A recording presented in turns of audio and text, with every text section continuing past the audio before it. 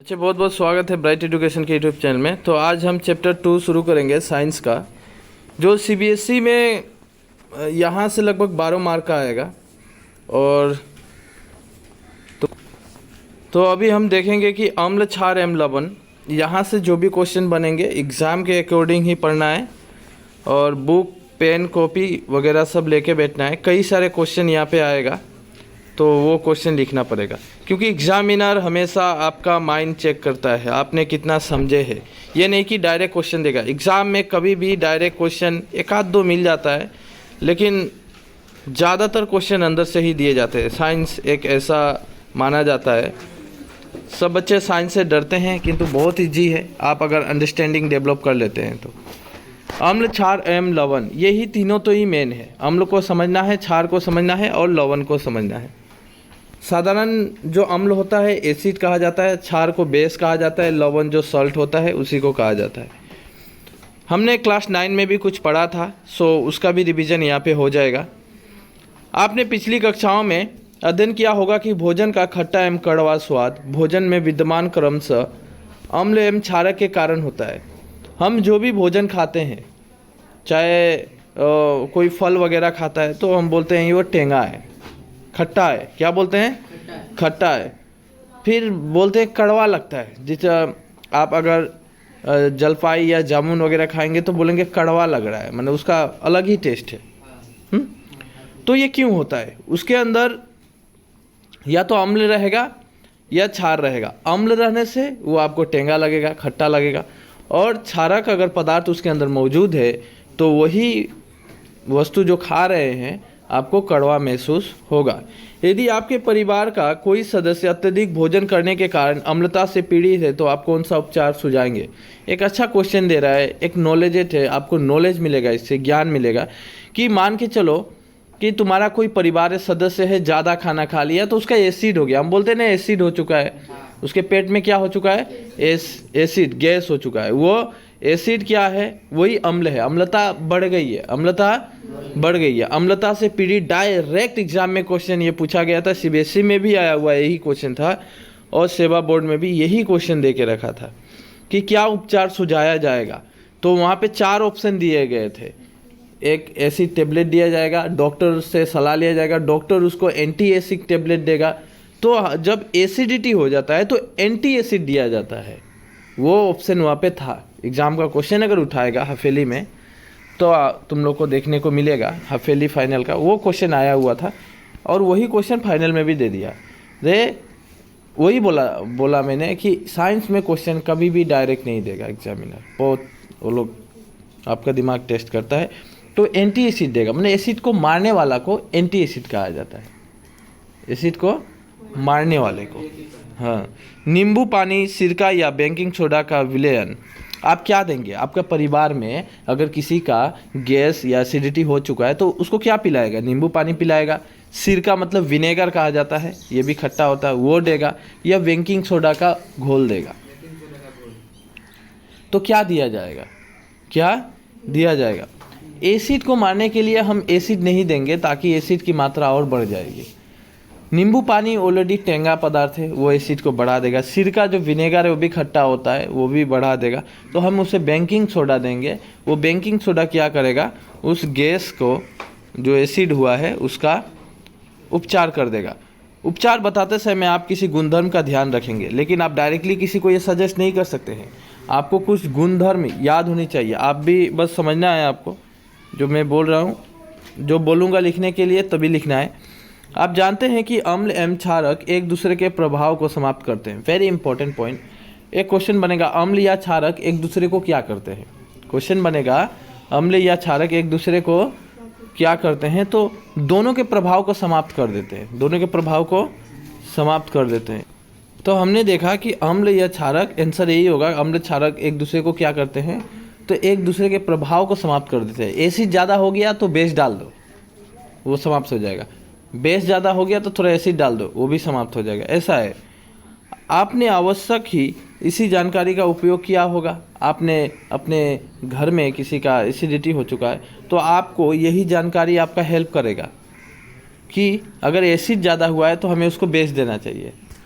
यही है, क्षारक देना चाहिए। याद कीजिए कि कैसे हमने बिना स्वाद चखे ही खट्टे एवं कड़वे पदार्थों की जांच की थी। अब हमको याद करना है कि हम टेस्ट नहीं करके कोई भी पदार्थ की जांच कैसे कर सकते हैं कि ये टेंगा है, ये खट्टा है या कड़वा है, इसका जांच कैसे कर सकता है? आइडिया है कोई आप लोगों का? कि कोई भी वस्तु तुम खा के बोलती है ना, खा के तुम लोग बोलता है कि ये टेंगा है कि कड़वा है। नहीं खा के कैसे बोल सकता? नहीं खा के देख के कैसे बोल सकता है? हाँ, देख के कैसे बोल सकता है? नहीं खा के देख के हम नहीं बोल सकते। उसका पीएच वैल्यू हमें याद रखना पड़ेगा। क्या याद रखना पड़ेगा? PH value. ये पीएच वैल्यू क्या होता है हम बाद में पढ़ेंगे। इसी पे सीबीएसई में क्वेश्चन भर भर के दिया था। क्या नाम है, पीएच वैल्यू के ऊपर डायरेक्ट क्वेश्चन पूछा गया था। सिलेबस मैं दे दूंगा, सिलेबस आप ज़रूर देखिएगा। मैं सिलेबस देखकर ही पढ़ा रहा हूँ।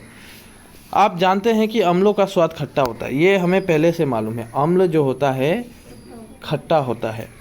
यह एक नीले लिटमस पत्र को लाल कर देता है। डायरेक्ट क्वेश्चन एग्जाम में आया हुआ था। अम्ल मतलब नीले लिटमस पत्र को लाल कर देता है। अम्ल का गुण क्या है? अम्ल का गुण क्या है? या अम्ल, एक एमसीक्यू में क्वेश्चन बनाया था, ये डायरेक्ट एमसीक्यू में क्वेश्चन था, मुझे अभी भी याद है कि अम्ल का गुण निम्नलिखित है। अम्ल का गुण निम्नलिखित है। अब निम्नलिखित में से उल्लेख कीजिए, मतलब नीचे दिए गए में से कौन सा अम्ल का गुण है, इस तरह करके क्वेश्चन बनाया था। तो अम्ल का गुण क्या है, क्वेश्चन लिख लेना है। तो अम्ल क्या करता है, अम्ल का गुण क्या है, यहाँ से आंसर देने से बहुत अच्छा लगेगा। अम्ल का स्वाद खट्टा होता है तथा यह नीले लिटमस पत्र को लाल करता है। नीला को लाल कौन करता है? अम्ल। लाल को नीला कर देगा बेस, क्षार। तो क्वेश्चन एक बना जे अम्ल का गुण क्या है। या क्वेश्चन एग्जाम में ऐसे भी बना सकता है, नीले लिटमस पत्र को कौन लाल कर देता है। ऐसे कुछ भी एग्जामिनर बना सकता है, उसके ऊपर डिपेंड है वो क्वेश्चन कैसे पूछेगा आपके ऊपर। तो वेरी इंपॉर्टेंट, मैंने उन दोनों का सॉल्यूशन निकालते हुए एक ही क्वेश्चन दिया कि अम्ल का गुण क्या है। तो यहाँ से देना है अम्लों का स्वाद खट्टा होता है तथा यह नीले लिटमस पत्र को लाल कर देता है। ये क्वेश्चन आप लिख कर आंसर हाईलाइट करके रखना है बुक में, बाद में लिखना है।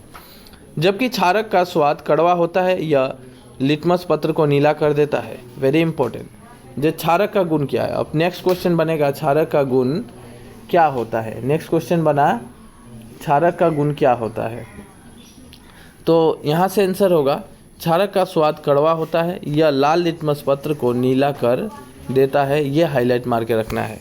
क्वेश्चन लिखते जाओ। नहीं, मैंने क्वेश्चन बोला कि क्षारक का गुण क्या होता है, तो यहाँ से लिखना है क्षारक का स्वाद कड़वा होता है एवं यह लाल लिटमस पत्र को नीला करता है। एग्जाम में क्वेश्चन डायरेक्ट मिलेगा ही मिलेगा 100% कि लाल को नीला कौन करता है, नीला को लाल कौन करता है, ये रहेगा। और ये भी क्वेश्चन पूछा जा, जो क्वेश्चन ये भी पूछा था, जो अम्ल का स्वाद कैसा होता है। अम्ल का स्वाद कैसा होता है? खट्टा होता है। और क्षारक का स्वाद कैसा होता है? ध्यान यहाँ पे होना चाहिए। किंतु क्वेश्चन पूछने से मैं पीटना शुरू कर दूंगा, पहले ही बोल रहा हूँ। अगर नहीं पाया सजा मिलेंगे, किंतु लास्ट बेंच एकदम ध्यान होना चाहिए। यहाँ पे एक और क्वेश्चन आएगा। लिटमस एक प्राकृतिक सूचक है, इसी प्रकार हल्दी यानी टर्मरिक भी एक ऐसा ही सूचक है। लिटमस क्या है? डायरेक्ट क्वेश्चन पूछा था एग्जाम में, लिखना है लिटमस क्या है। लिटमस एक प्राकृतिक सूचक है। और क्वेश्चन एक्स्ट्रा और बनाओ, और क्वेश्चन बनाओ। हल्दी क्या है? लिटमस एक क्या है? प्राकृतिक सूचक है। लिटमस क्या है? प्राकृतिक सूचक है। दाग मार के बुक में रखना है, बुक में ध्यान होनी चाहिए। क्वेश्चन लिखना है, सिर्फ आंसर में लिखने नहीं बोल रहा हूँ। बुक में मैं खुद हाईलाइट दे रहा हूँ। बुक में लिटमस क्या है तो दाग मार के रखना, प्राकृतिक सूचक है। नेक्स्ट क्वेश्चन और बना लो। हल्दी क्या है? लिटमस और हल्दी दोनों ही प्राकृतिक सूचक है, यानी हल्दी भी एक प्राकृतिक सूचक है। हल्दी क्या है? हल्दी भी एक प्राकृतिक सूचक है। क्वेश्चन आया हुआ था एग्जाम में, इसलिए बोला मैंने, ध्यान यहीं पे होना चाहिए। नेक्स्ट, क्या आपने कभी, ध्यान आपका भी बुक में होना चाहिए, बिल्कुल बुक, पेन, कॉपी सब कुछ यहीं पे, कंसंट्रेशन होनी चाहिए। साइंस बहुत टफ होता है। किंतु क्या आपने कभी ध्यान दिया है कि श्वेत कपड़े पर लगे सब्जी के दाग पर जब क्षारीय प्राकृतिक वाला साबुन रगड़ते हैं तब उसका धब्बे का रंग भूरा या लाल क्यों हो जाता है? हमने कभी ये ज़रूर सब लोगों ने ध्यान दिया है कि तुम लोग कभी कोई पार्टी वगैरह में, कोई शादी वगैरह में गया और खाना खा रहा है, कुछ भी खा रहा है, मीट खा रहा है, जो भी खा रहा है, जो भी सब्जियां खा रहा है, वो सब्जी या दाल आपके कपड़े पे गिर जाता है। तो वही कपड़ा को नेक्स्ट दिन जब धोता है, उसमें साबुन रगड़ता है, तो वो वहाँ का कलर चेंज हो जाता है, वहाँ का कलर लाल दिखाई देने लगता है।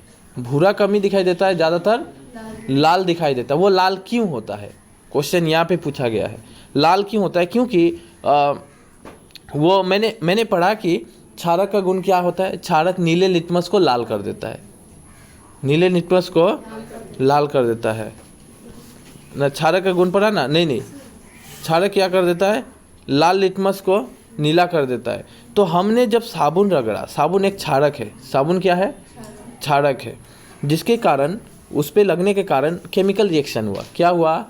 रासायनिक परिवर्तन आ गया तुरंत, मतलब तुरंत उसमें केमिकल रिएक्शन हो गया, उसका कलर ही चेंज हो गया, तो भूरा हो जाता है। लेकिन कपड़े के अत्यधिक जल से धोने के पश्चात वो फिर से पीले रंग का हो जाता है, फिर से धीरे धीरे वो क्या हो जाता है?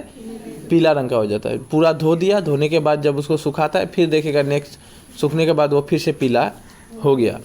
अम्ल एवं क्षारक की जांच के लिए आप संश्लेषित सूचक जैसे मेथिल, ऑरेंज एवं फिनाल्थेनिन का भी उपयोग कर सकते हैं। तो अम्ल एवं क्षारक की जांच के लिए हम किसका उपयोग कर सकते हैं? क्वेश्चन नहीं चाहिए, आया हुआ नहीं था, इसलिए मैं दूंगा भी नहीं। मैंने पहले ही बोला वही क्वेश्चन दूंगा जो एग्ज़ाम में आया है और एग्ज़ाम से रिलेवेंट है। एक संश्लेषित सूचक है जिसका नाम है मेथिल ऑरेंज, इसका हम प्रयोग कर सकते हैं। और एक ले सकता हूँ फिनाल्थेनिन, इसका उपयोग कर सकते हैं अम्ल और क्षारक की जांच करने के लिए। ये दो लिक्विड है, शायद ये लिक्विड से हम उसका जजमेंट कर सकते हैं कि ये अम्ल है वस्तु या क्षारक। मान के चलो कोई वस्तु है, उस लिक्विड को डालेगी, वो लिक्विड ही तुम्हें बताएगा कि वो अम्ल है या क्षारक है। तो यही है, इस अध्याय में हम अम्ल एवं क्षारक की प्रक्रिया यानी अभिक्रियाओं के बारे में अध्ययन करेंगे। ठीक है, अच्छी बात है। हमें जानकारी प्राप्त होगी कि अम्ल एवं क्षारक कैसे एक दूसरे को प्रभाव को समाप्त करते हैं, ये भी हम जानेंगे। साथ ही दैनंदिन जीवन में पाए जाने वाली तथा उपयोग में आने वाली बहुत सी रोचक वस्तुओं के बारे में भी अध्ययन करेंगे। ऐसी बात नहीं है, इंटरेस्टिंग चैप्टर होने वाला है। हम अपनी लाइफ में, डेली लाइफ में, ये क्वेश्चन CBSE में था, बहुत अच्छा क्वेश्चन था, डेली लाइफ के ऊपर डायरेक्ट क्वेश्चन था। तो ज़्यादातर मैं क्वेश्चन रखता नहीं हूँ, लेकिन दिखा दूँगा कि वही है हमारी दैनंदिन जीवन में जो अम्ल और क्षारक का कितना महत्व है, pH वैल्यू का क्या महत्व है। डायरेक्ट क्वेश्चन पूछा गया था। हम लोग का दांत, देखो मेरा दांत टूट गया है, ये क्यों हुआ है? इसी के कारण ये बाद में मुझे मालूम हुआ।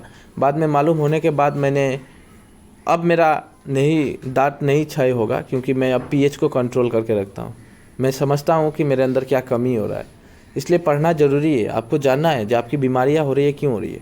एक इंसान पूरा कमजोरी फील करता है, काम नहीं कर पाता है, खाली नींद लगता है, क्या कारण है? बहुत सारा ऐसा बीमारियाँ जो शरीर में आ जाती है, उसका उपचार आप लोग खुद कर सकते हैं जब आप पढ़ लेंगे। जब तुम लोग जान जाएगा तो उसका उपचार खुद कर सकता है। ठीक है, घर में ही है सब वस्तु, बस उसका यूज़ करना जानना चाहिए। तो ये आगे पढ़ेंगे। अब हम यहाँ पे देखा है कि क्या आप जानते हैं, ये जो हल्दी कलर में यानी येलो में जो भी लिखा हुआ है ब्रैकेट में, इम्पोर्टेंट होता है कि आप जानते हैं। हम नहीं जानते लेकिन जान जाएंगे पढ़ने के बाद, तो ये ज़रूरी होता है। देखते हैं, आगे बढ़ते हैं। लिटमस विलयन बैंगनी रंग का रंजक होता है। लिटमस क्या होता है? लिटमस एक पेपर होता है। लिटमस क्या है? एक कागज़ कलर का पेपर मिलेगा। हम लिटमस को, अभी तो नेट भी बंद करके रखा हूँ, नहीं तो दिखा देता, जो भी है। लिटमस क्या होता है? एक बैंगनी रंग का रंजक होता है। वो कहाँ पे? लाइब्रेरी में मिलेगा। अब लाइब्रेरी में जाइएगा, बोलेगा लिटमस पेपर दो, 10-15 रुपया लेगा, पेपर दे देगा। आप आके खुद नींबू का पानी लाके उसको जजमेंट कर सकते हैं, यहीं पे प्रैक्टिकल कर सकते हैं। एक्चुअल में बच्चे को प्रैक्टिकल करके दिखाना चाहिए। या थैलोफाइटा समूह के लीचेन पौधे से निकला जाता है। लिटमस क्या होता है? डायरेक्ट क्वेश्चन लिखो, ये आया था, ये लीचेन पौधा मुझे याद है, एग्जाम में मुझे ये पौधा मिला था। निकाला जाता है। लिटमस बनता कैसे है? लिखो, लिटमस क्या है और यह कैसे बनता है। लिटमस क्या है और यह कैसे बनता है। देखो, इसलिए बोला, क्या आप जानते हैं लोग ये छोड़ के जाते हैं, नहीं पढ़ते हैं, सब पढ़ना चाहिए। तो जल्दी से लिखना है, मुझे समय बहुत टाइम खा रहा है। तो लिटमस क्या है और ये कैसे बनता है? लिटमस, अब यहाँ से आंसर दे दीजिएगा। लिटमस बैगनी रंग का रंजक होता है जो थेलोफाइटा समूह के लीचेन एक पौधा होता है, इस पौधे से निकाला जाता है, यानी बनाया जाता है। क्वेश्चन का आंसर खत्म। प्राय इसे सूचक की तरह उपयोग किया जाता है। लिटमस विलयन जब ना तो अम्लीय होता है, ना ही क्षारीय होता है। लिटमस क्या होता है? एक बैलेंसिंग है, मतलब ना ही वो अम्ल वाला पेपर है, ना ही क्षारीय होता है, कोई नहीं होता। यह बैगनी रंग का होता है, यह कलर बैगनी रंग का होता है। बहुत सारे प्राकृतिक पदार्थ जैसे लाल पत्ता गोभी, हल्दी, लाल पत्ता गोभी, हमने लाल पत्ता गोभी भी देखा है, तुम लोग बाज़ार में लाल पत्ता गोभी भी मिलेगा। हाइड्रिया, पेटूनिया एवं जेरानियम जैसे कई फूलों की रंगीन पंखुड़ियाँ किसी विलयन में अम्ल एवं क्षारक की उपस्थिति को सूचित करते हैं। इन्हें अम्ल क्षारक सूचक या कभी कभी केवल सूचक कहते हैं। इसका भी उपयोग करके हम जज कर सकते हैं कि अम्ल या क्षारक ये सब है। कोई फूल का ये फूल होता है ना, अलग अलग कलर का, तो इसको भी हम देख सकते हैं। तो यहाँ से क्वेश्चन, अब मुझे ज़रूरी नहीं है, जो क्वेश्चन था मैंने देखा। अब आगे बढ़ते हैं। क्या आप 3 परख नलियाँ लीजिए, आपको 3, अब यहाँ पे प्रश्न दिया गया है, देखते हैं प्रश्न मेरे लिए ज़रूरी है कि नहीं। आपको 3 परख नलियाँ दी गई है, इनमें से मुझे दिया गया है क्या, मैं क्या सही चल रहा हूँ? आपको 3 परख नलियाँ दी गई है, इनमें से एक में आश्रित जल एवं शेष में एक में अम्लीय विलयन तथा दूसरे में क्षारीय विलयन है। यदि आपको केवल लाल लिटमस पत्र दिया जाता है तो प्रत्येक परख नली में रखे गए पदार्थों की पहचान करेंगे। वो प्रैक्टिकल करके देखना है, तो हम या तो कर सकते हैं या तो इसको हटाइए, क्योंकि एग्ज़ाम में ये मुझे करने नहीं देगा, वो लोग क्वेश्चन ही पूछेगा। तो आगे बढ़ते हैं। 2.1 इंपॉर्टेंट है। अम्ल एवं क्षारक के रासायनिक गुणधर्म समझाइए। क्वेश्चन आया हुआ था, अम्ल और क्षारक के रासायनिक गुणधर्म क्या क्या है।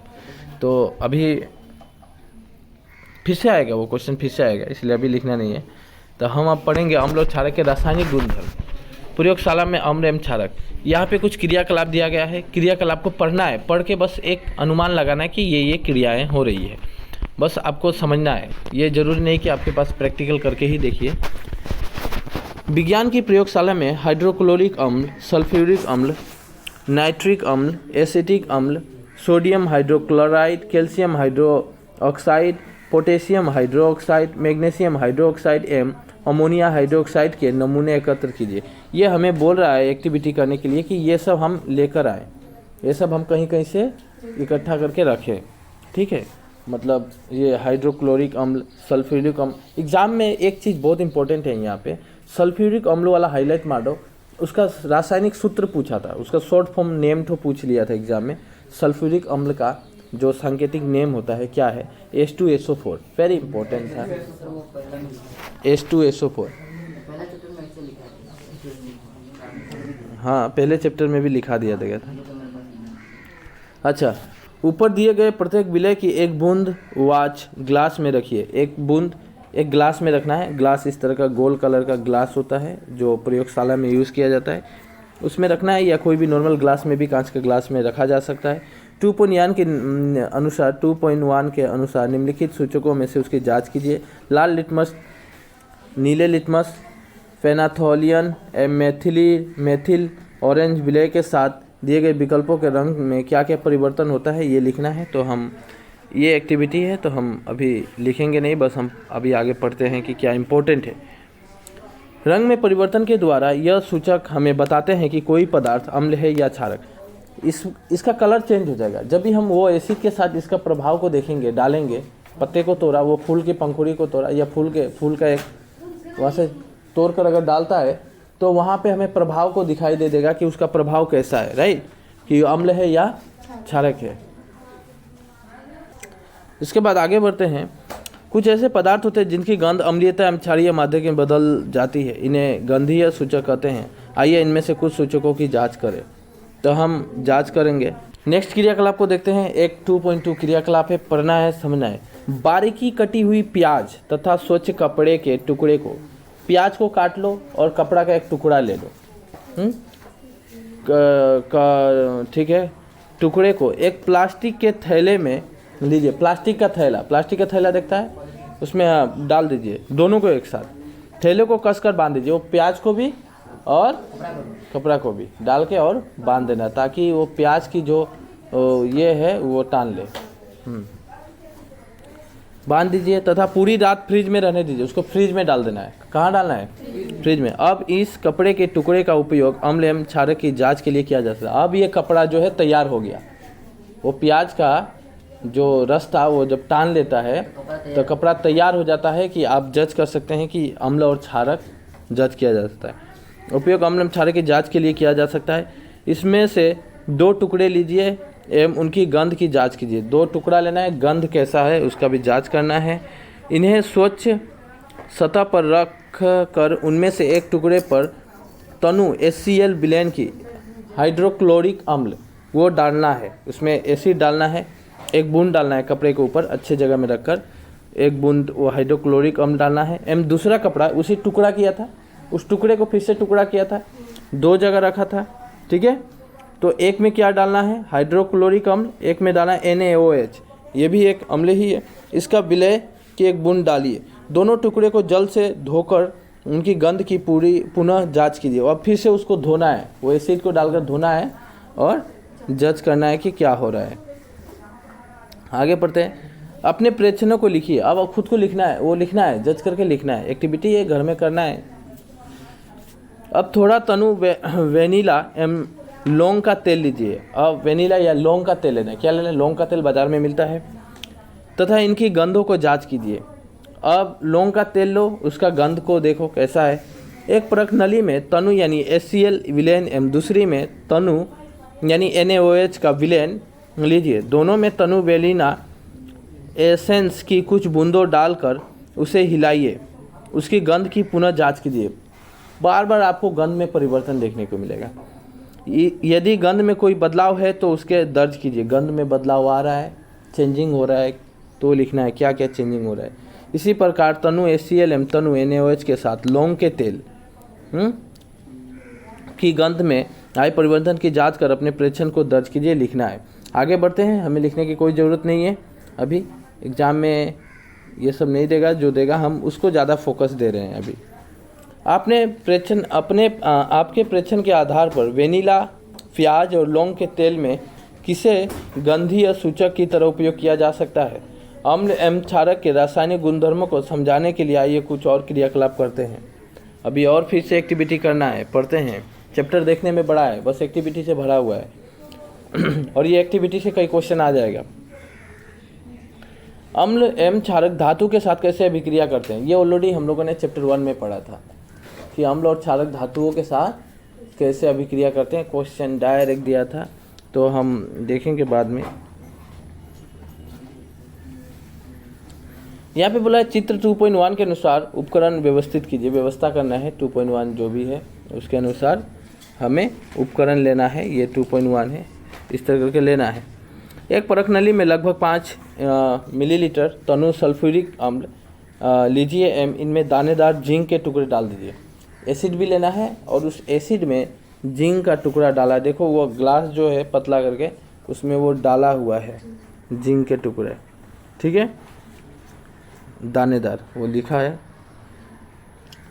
दानेदार जिंक के टुकड़ों की सतह पर आप क्या देखेंगे? उत्सर्जित गैस को साबुन के विलयन से प्रभावित कीजिए। अब जो गैस निकलता है, वो वहाँ पे जब एसिड में वो जो जिंक डाला जाएगा तो गैस निकालना शुरू कर देगा। गैस निकलेगा, उस गैस को पाइप के द्वारा साबुन का एक घोल है, पानी में साबुन घोल के रखा है। तो पानी में क्या घोल के रखा है? साबुन। पाइप को पानी के अंदर डाल दो। अब वहाँ से जो गैस निकलेगा वो गैस होते हुए पानी में जाएगा और पानी से वो गैस बुलबुला होकर ऊपर उठ के फट के निकलेगा। वो गैस कैसा होता है देखा जाएगा। क्या क्या एक्टिविटी है। साबुन के विलय में बुलबुले क्यों बनते हैं? साबुन के घोल में बुलबुले क्यों बना? क्योंकि वहाँ से गैस आ रहा है, हवाएं आ रही है कि नहीं? क्यों बनते हैं? जलती हुई मोमबत्ती को कैसे वाले बुलबुले के पास ले जाइए। ऐसे वाले बुलबुले के पास, गैस वाले बुलबुले के पास एक जलती हुई मोमबत्ती लेना है और जो वो बुलबुला निकल रहा है उसके सामने लेके जाना है। क्या आप प्रेक्षण करते हैं? कुछ अन्य अम्ल जैसे HCl, NHNO3, CH3, COOH के साथ यह क्रियाकलाप दोहराइए। प्रत्येक स्थिति में आपने प्रेक्षण क्या किया है देखिए। अब क्या होता है सुनो, ये जो बुलबुला निकला, वह जो बुलबुला साबुन का जो बुलबुला निकला, साबुन का घोल क्यों दे के रखने बोला है? तुम लोग भी जब फूकता है साबुन या शैम्पू का घोल को, वो फूल कर उड़ता है ना, वैसे ही उड़ के निकलेगा और वहाँ पे मोमबत्ती लेके जाएगा, फट फट फट फट साउंड होगा, फटेगा। क्या होगा? फटेगा। तो यहाँ पे देखो, यहाँ पे सब बताया गया है क्यों हो रहा है। ध्यान दीजिए कि ऊपर दी गई कि अभिक्रियाओं में धातु अम्लों से हाइड्रोजन का विस्थापन करता है। धातु अम्लों से हाइड्रोजन का विस्थापन करता है और हाइड्रोजन गैस के निकलने से यह पता चलता है कि अम्ल के अवशिष्ट के साथ मिलकर धातु एवं यौगिक बनाता है, जिसे लवण कहते हैं। अम्ल के साथ धातु की विक्रिया को इस प्रकार व्यवस्थित किया जाता है। अम्ल, धातु, लवण, हाइड्रोजन। क्वेश्चन लिखो, जब अम्ल और धातु की अभिक्रिया कराई जाती है तो क्या होता है? जब अम्ल, क्वेश्चन ऊपर ही था, अम्ल एवं क्षारक धातु के साथ अभिक्रिया, अच्छा ना, डायरेक्ट ये क्वेश्चन होगा। अम्ल को धातु के साथ अभिक्रिया कराई जाती है तो क्या होता है? क्वेश्चन ये आया हुआ था एग्जाम में, इसलिए मैंने ये क्वेश्चन लिखा रहा। अम्ल को धातु के साथ अभिक्रिया कराई जाती है तो क्या होता है? आंसर आपको यही लिखना है, जब अम्ल को धातु के साथ अभिक्रिया कराई जाती है तो लवण और हाइड्रोजन गैस निकलती है। लवण बनता है और हाइड्रोजन गैस निकलती है। और ये रिएक्शन तो आपको वहाँ पे एग्जाम्पल के तौर पे देना पड़ेगा, उदाहरण के तौर पे। बुक में दिया हुआ है लवण और धातु प्लस अम्ल प्लस धातु इक्वल टू, हाँ ये देना पड़ेगा, ठीक है। तो जब अम्ल धातु के साथ अभिक्रिया करती है तो लवण और हाइड्रोजन गैस बनाती है। बहुत अच्छा क्वेश्चन था। फिर से ये दिया था कि एक परख नली लेना है। अच्छा, एक परख नली में जिंक के कुछ दानेदार टुकड़े रखिए, फिर से रखना है। उसमें 2 मिलीलीटर सोडियम हाइड्रोक्साइड का घोल मिलाकर उसे गर्म कीजिए। आपकी बात सोडियम हाइड्रोक्साइड। तत्पश्चात क्रियाकलाप 2.3 के अनुसार क्रियाओं को दोहराइए एवं अपने प्रेक्षण को लिखिए। फिर से लिखना है। इन अभिक्रिया को निम्न प्रकार से लिखा जा सकता है, लिख सकते हैं। हमने चैप्टर 1 में बोला था, चैप्टर 1 अगर देखा है तो कैसे हम लोग ये सब स्टेबल कर सकते हैं वगैरह वगैरह सब देखा था। आप लोग भी चैप्टर 1 नहीं देखे हैं, इसी तरह का एक्सप्लेन है और क्वेश्चन आंसर दिया गया है, डिस्क्रिप्शन के नीचे मिलेगा, वो लिंक जरूर जाके देखिएगा। आप देखेंगे कि अभिक्रियाओं में पुनः हाइड्रोजन बनता है, किंतु ऐसे अभिक्रिया सभी धातुओं के साथ संभव नहीं है, तो ठीक है, चाहिए भी नहीं। धातु कार्बोनेट तथा धातु हाइड्रोकार्बोनेट अम्ल के साथ कैसे अभिक्रिया करते हैं? क्वेश्चन ही था ये अपने आप में क्वेश्चन ही है। देखो क्वेश्चन भी मार के रखा हुआ है, क्वेश्चन ही है कि धातु कार्बोनेट और धातु हाइड्रोकार्बोनेट अम्ल के साथ कैसे अभिक्रिया करती है। तो मुझे फिर से एक्टिविटी थोड़ा पढ़ के जाना पड़ेगा, उपाय नहीं है, मैं एक भी छोड़ नहीं सकता। जल्दी से पढ़ लेता हूँ। 2 परख नली लीजिए जिन्हें ए और बी से नामांकित कीजिए। एक परख नली को ए लिखना है, दूसरा परख नली को बी लिखना है। तो हम लिख लेंगे, कोई बड़ी बात नहीं है। परख नली ए में लगभग 0.5 ग्राम सोडियम कार्बोनेट डालना है, Na2CO3, यानी सोडियम कार्बोनेट का शॉर्ट फॉर्म है Na2CO3। एम परख नली बी में 0.5 ग्राम सोडियम हाइड्रोकार्बोनेट डालना है, NaHOCO3। लीजिए, ये दोनों का नाम तो याद रखना था, सोडियम कार्बोनेट का Na2CO3 और सोडियम हाइड्रोकार्बोनेट का NaHCO3, दोनों एग्जाम में आया हुआ था। तो फिर से मैं लिखा दूंगा, एक चैप्टर इसी में आएगा। आपने क्या निरीक्षण किया ये डालकर जो भी है, तो हम अब मेन पॉइंट पे आते हैं। उपरोक्त क्रियाकलाप में होने वाली अभिक्रियाओं को इस प्रकार लिखा जा सकता है, तो लिख लेंगे, चलो कोई बात नहीं। उत्पादित कार्बन डाइऑक्साइड गैस को चूने के पानी से प्रभावित करने पर, अत्यधिक मात्रा में कार्बन डाइऑक्साइड प्रभावित करने पर निम्न प्रक्रियाएं होती है। चूना पत्थर यानी लिमस्टोन, खड़िया, चौक एवं संगमरमर कैल्शियम कार्बोनेट के विविध रूप है। सभी धातु कार्बोनेट एवं हाइड्रोजन कार्बोनेट अम्ल के साथ अभिक्रिया करके संगत लवण एवं कार्बन डाइऑक्साइड एवं जल बनाते हैं। वेरी इंपॉर्टेंट, ऊपर का क्वेश्चन तो लिख लो, मैं आंसर दे रहा हूँ, यही मैं ढूंढ रहा था तब से। मुझे बस मेन आंसर को ढूंढना है, छोड़ना नहीं है। धातु कार्बोनेट तथा धातु हाइड्रोकार्बोनेट अम्ल के साथ अभिक्रिया करके क्या बनाती है? धातु कार्बोनेट तथा धातु हाइड्रोकार्बोनेट अम्ल के साथ अभिक्रिया करके क्या बनाती है? धातु कार्बोनेट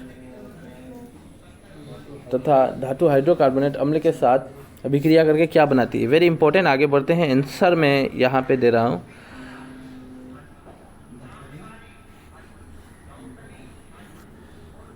ये देख, यहाँ से होगा, सभी से आंसर होगा। सभी धातु कार्बोनेट एवं हाइड्रोकार्बोनेट अम्ल के साथ अभिक्रिया करके संगत लवण एवं कार्बन डाइऑक्साइड एवं जल बनाते हैं। इतना इम्पोर्टेंट है, इतना इम्पोर्टेंट है, दाग मार के रखना है। इसीलिए बोला बुक लेके नहीं बैठने से यही मुश्किल होता है, क्योंकि ये सब क्वेश्चन चल रहा है, मेरा बस क्वेश्चन दे रहा हूँ, आंसर इसके अंदर दे रहा हूँ। इसका नोट्स मुझे फिर कल दिखाना पड़ेगा। ये जो दे रहा हूँ मैं, इसका नोट्स फिर कल मुझे देखना पड़ेगा। सभी धातु कार्बोनेट एवं हाइड्रोकार्बोनेट अम्ल के साथ अभिक्रिया करके संगत लवण और कार्बन डाइऑक्साइड और जल बनाते हैं। लवण भी बना देगा, कार्बन डाइऑक्साइड गैस भी निकाल देगा, और वाटर भी, जल भी बनाएगा। इसका शॉर्ट फॉर्म में नीचे लिखा गया है, ये फॉर्म भी देना पड़ेगा। उदाहरण के तौर पे ये लिखना पड़ता है शॉर्ट फॉर्म में, धातु कार्बोनेट बाई धातु हाइड्रोकार्बोनेट प्लस अम्ल, एरो देखे, अम्ल प्लस कार्बन डाइऑक्साइड प्लस जल बनाता है, ये लिखना पड़ता है। और एक क्वेश्चन लिखो जो MCQ में आया हुआ था, चूना पत्थर, चौक, चौक पेंसिल देखा है, चौक पेंसिल जिसे लिखा जाता है, इसको खड़िया कहा जाता है। चौक पेंसिल को क्या कहा जाता है? अब हिंदी में उसको चौक पेंसिल नहीं कहा जाता है, वो इंग्लिश नेम हो गया चौक पेंसिल, ठीक है। खड़िया, खड़िया, चूना पत्थर को इंग्लिश में लेमस्टोन कहा जाता है, और संगमरमर, मार्बल, संगमरमर मतलब मार्बल। ये तीनों किसका भाग है, किसका रूप है? लिखो, चूना पत्थर, खड़िया यानी चौक और संगमरमर किसका भाग है? एक क्वेश्चन और बना, चूना पत्थर, खड़िया और संगमरमर किसका भाग है? तो लिखना है, आंसर होगा कैल्शियम कार्बोनेट का भाग है। कैल्शियम कार्बोनेट का एक रूप है। कैल्शियम कार्बोनेट का क्या है? एक रूप है। वेरी इंपॉर्टेंट, ये भी क्वेश्चन था, MCQ में बना था, सो मैंने दे दिया। तो हम इस तरह के ही क्वेश्चन आप लोग को मिलेगा, इसलिए आगे बढ़ते हैं। और इसी तरह का क्वेश्चन को हम लोग को मिलेगा, जिस तरह यहाँ अपने आप में फिर एक क्वेश्चन मिल गया, अम्ल एवं क्षारक परस्पर कैसे अभिक्रिया करते हैं। वेरी इंपॉर्टेंट क्वेश्चन, तो देखते हैं, लिखना है तो लिख ले, अम्ल और क्षारक परस्पर कैसे अभिक्रिया करते हैं। तो हम पहले फिर से क्रियाकलाप को पढ़ते हैं। परख नली में लगभग 2 ml NaOH का घोल लीजिए एवं उसमें 2 बूंद फिनाल्फथैलीन विलेन डालिए। विलेन का रंग क्या होता है देखना है। इस विलेन में 1 बूंद फिर से तनु यानी हाइड्रोक्लोरिक अम्ल को मिलाना है। क्या अभिक्रिया मिश्रण के रंग में कोई परिवर्तन आया? अम्ल मिलाने के बाद फिनाल्फथैलीन का रंग क्यों बदल गया? अब उपरोक्त मिश्रण में NaOH की 2 बूंद फिर से मिलाना है। तो जो भी ये क्रियाकलाप करना है, तो है नहीं मेरे पास, साइंस लैब होनी चाहिए तो उसमें दिखाया जा सकता है। उपरोक्त क्रियाकलाप में हमने प्रेक्षण किया कि अम्ल द्वारा क्षारक का प्रेक्षित प्रभाव तथा क्षारक द्वारा अम्ल का प्रभाव समाप्त हो जाता है। हम लोगों ने ऊपर ही पढ़ चुका था कि अम्ल और क्षारक एक दूसरे के प्रभाव को समाप्त करते हैं, ये हम जानते हैं। अभिक्रिया को इस प्रकार लिखा जा सकता है, अभिक्रिया को ये लिखा जा सकता है। चलिए छोड़िए, हमको अभी ये चाहिए भी नहीं। लेकिन एक बात है कि जो ऊपर का क्वेश्चन बनाया है उसका आंसर अगर ना भी दूं तो उसी से रिलेटेड ये क्वेश्चन तो जरूर लिखना है। क्वेश्चन पहले लिख लो, फिर मैं इसको पढ़ाता हूँ। उदासीनीकरण अभिक्रिया क्या है? क्वेश्चन एग्जाम में आया था। उदासीनीकरण अभिक्रिया क्या है? क्वेश्चन लिख लेना है, उदासीनीकरण अभिक्रिया क्या है। एग्जाम में क्वेश्चन बना है, इसलिए हम आगे दिखाएंगे। अब आंसर लिखना है, ये आंसर यहाँ से ठीक करना है। अम्ल एवं क्षारक की अभिक्रिया के परिणाम स्वरूप लवण एवं जल प्राप्त होता है तथा इसे उदासीनीकरण अभिक्रिया कहते हैं।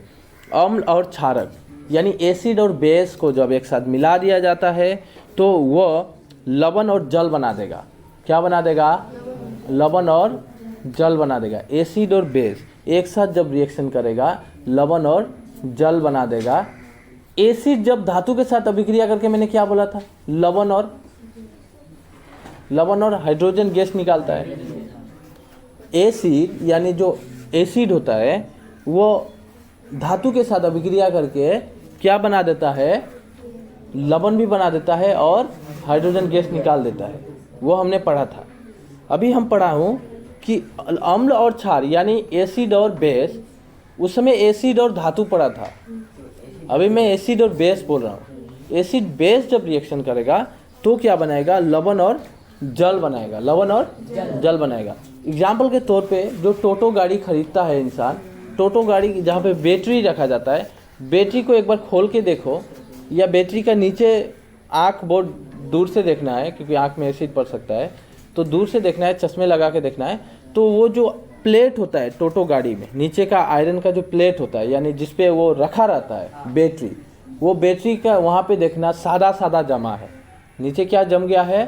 सादा सादा उस लोहे के ऊपर जमा है, उसको काट सकता है तुम। वो लोहा का ऊपर क्या जमा है? वो लवण है। वो क्या है? टेस्ट करके देख सकता है, लेकिन टेस्ट मत करना, वो कोई बड़ा बात नहीं, वो लवण है, नमकीन ही लगेगा, टेस्ट मत करना, रिस्क भी हो सकता है। तो वो लवण है। वो क्या है? लवण है। वो मैं दिखा रहा हूँ। वो लवण आया कहाँ से? वो क्या टोटो गाड़ी वाला मालिक वहाँ पे अब लवण डाल दिया है? नहीं, वो बैटरी जब गाड़ी चलाता है तो बैटरी के अंदर एसिड रहता है। बैटरी के अंदर क्या होता है? बैटरी का पानी जब उछलता है वो एसिड रहता है, वो बाहर आता है, गिरता है लोहे पे। कहाँ पे गिरता है? लोहा एक धातु है। लोहा क्या है? एक धातु है। वो धातु हो गया, वो एसिड हो गया, रिएक्शन शुरू हो गया। रिएक्शन शुरू हो गया। रिएक्शन शुरू होने के बाद गैस भी बन रहा है, किंतु गैस तो टोटो वाला को दिखाई देगा नहीं, वो तो उड़ जाएगा। वो उड़ जाएगा, हाइड्रोजन गैस तो उड़ गया और वहाँ पे लवण को छोड़ दिया, वहाँ पे लवण बन गया, छोड़ दिया। समझ में आ रहा है?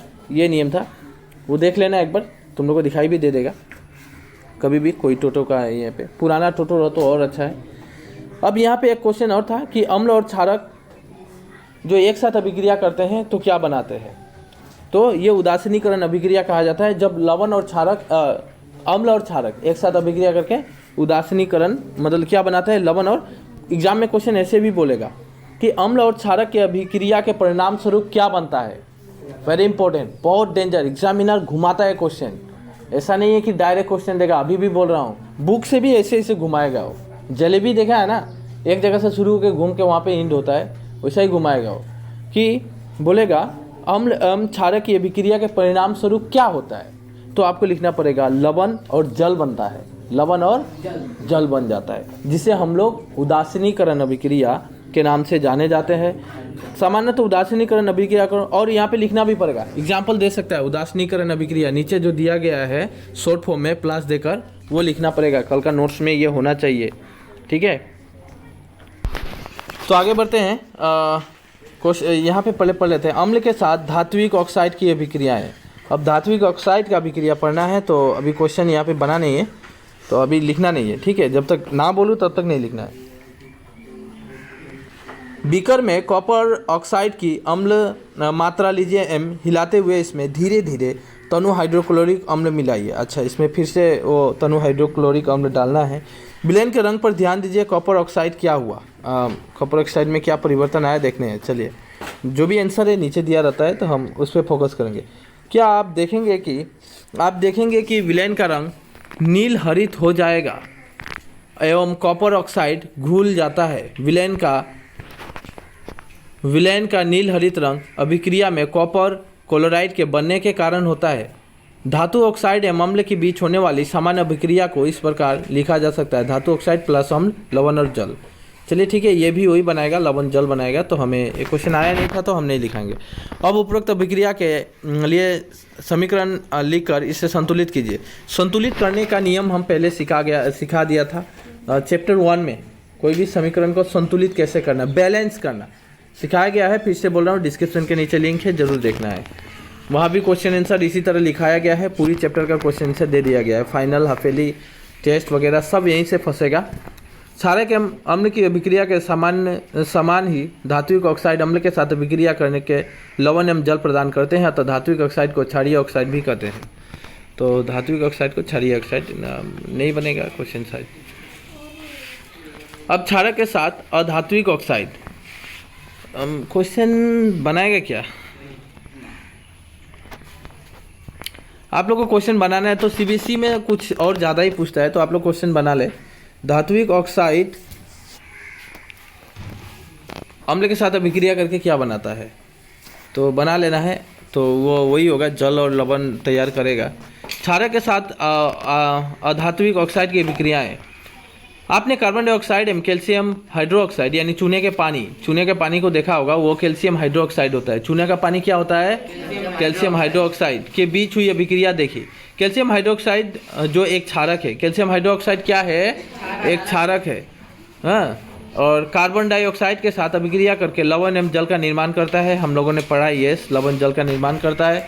चूँकि यह क्षारक एवं लवण के बीच होने वाली अभिक्रिया के समान है, अतः हम यह निष्कर्ष निकाल सकते हैं कि अधात्विक ऑक्साइड अम्लीय प्रकृति के होते हैं। अधात्विक ऑक्साइड कैसी होते हैं? अम्लीय प्रकृति। एक क्वेश्चन बना लो, अधात्विक ऑक्साइड किस प्रकृति के होते हैं?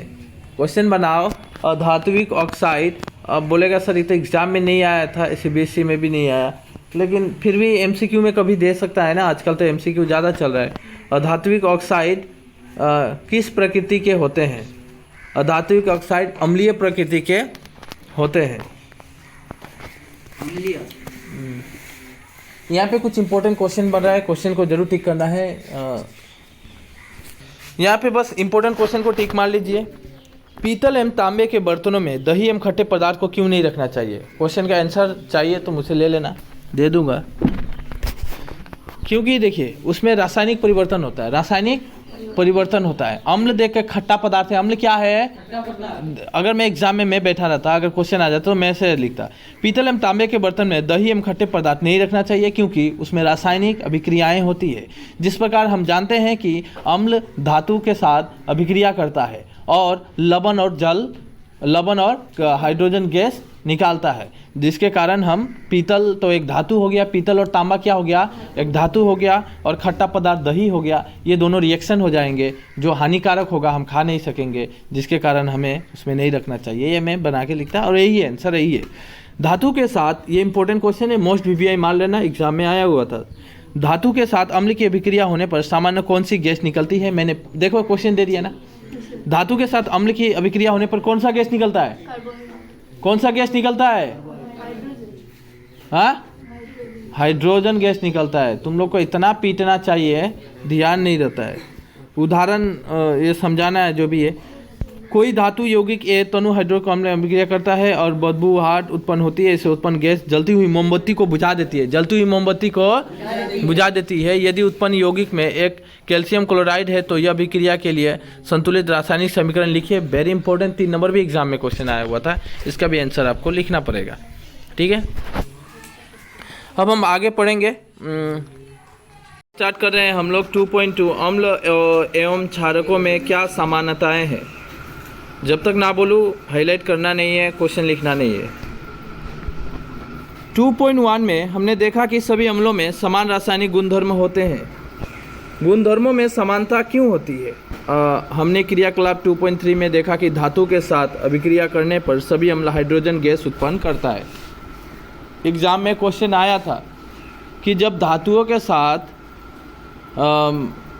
यहाँ पे बोला है वही है, जब धातुओं के साथ अम्ल का अभिक्रिया कराया जाता है तो कौन सी गैस निकलती है? शायद मैंने क्वेश्चन लिखवा दिया था, तो फिर से यहाँ पे आ गया है, हाइड्रोजन गैस निकलता है। ठीक है, आगे देखते हैं। इससे पता चलता है कि सभी अम्लों में हाइड्रोजन होता है। इससे हमें क्या पता चलता है कि पहले से ही अम्ल जो भी एसिड होता है उसमें हाइड्रोजन मौजूद होता है, पहले से होता है।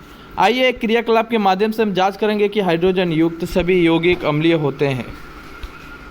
कुछ क्रियाकलाप है, हम ये क्रियाकलाप को पढ़ूंगा नहीं, डायरेक्ट मैं आंसर पे थोड़ी सी जाऊंगा, टाइम बहुत ले रहा है।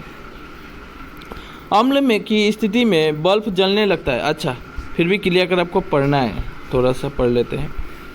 ग्लूकोज, एल्कोहल, हाइड्रोक्लोरिक अम्ल, सल्फ्यूरिक अम्ल आदि का विलयन लीजिए। ये हमें इकट्ठा करना है, ये सब एसिड है। एक कॉर्क पर 2 कीले लगाकर कॉर्क को 100 मिलीलीटर के बीकर में रख दीजिए। ये 2 कील है, कील को एक ग्लास है, ग्लास के अंदर डाला गया है, उसमें एसिड डाला गया है। चित्र जिस तरह 2.3 में आप आराम से देख सकते हैं, ये 2.3 है।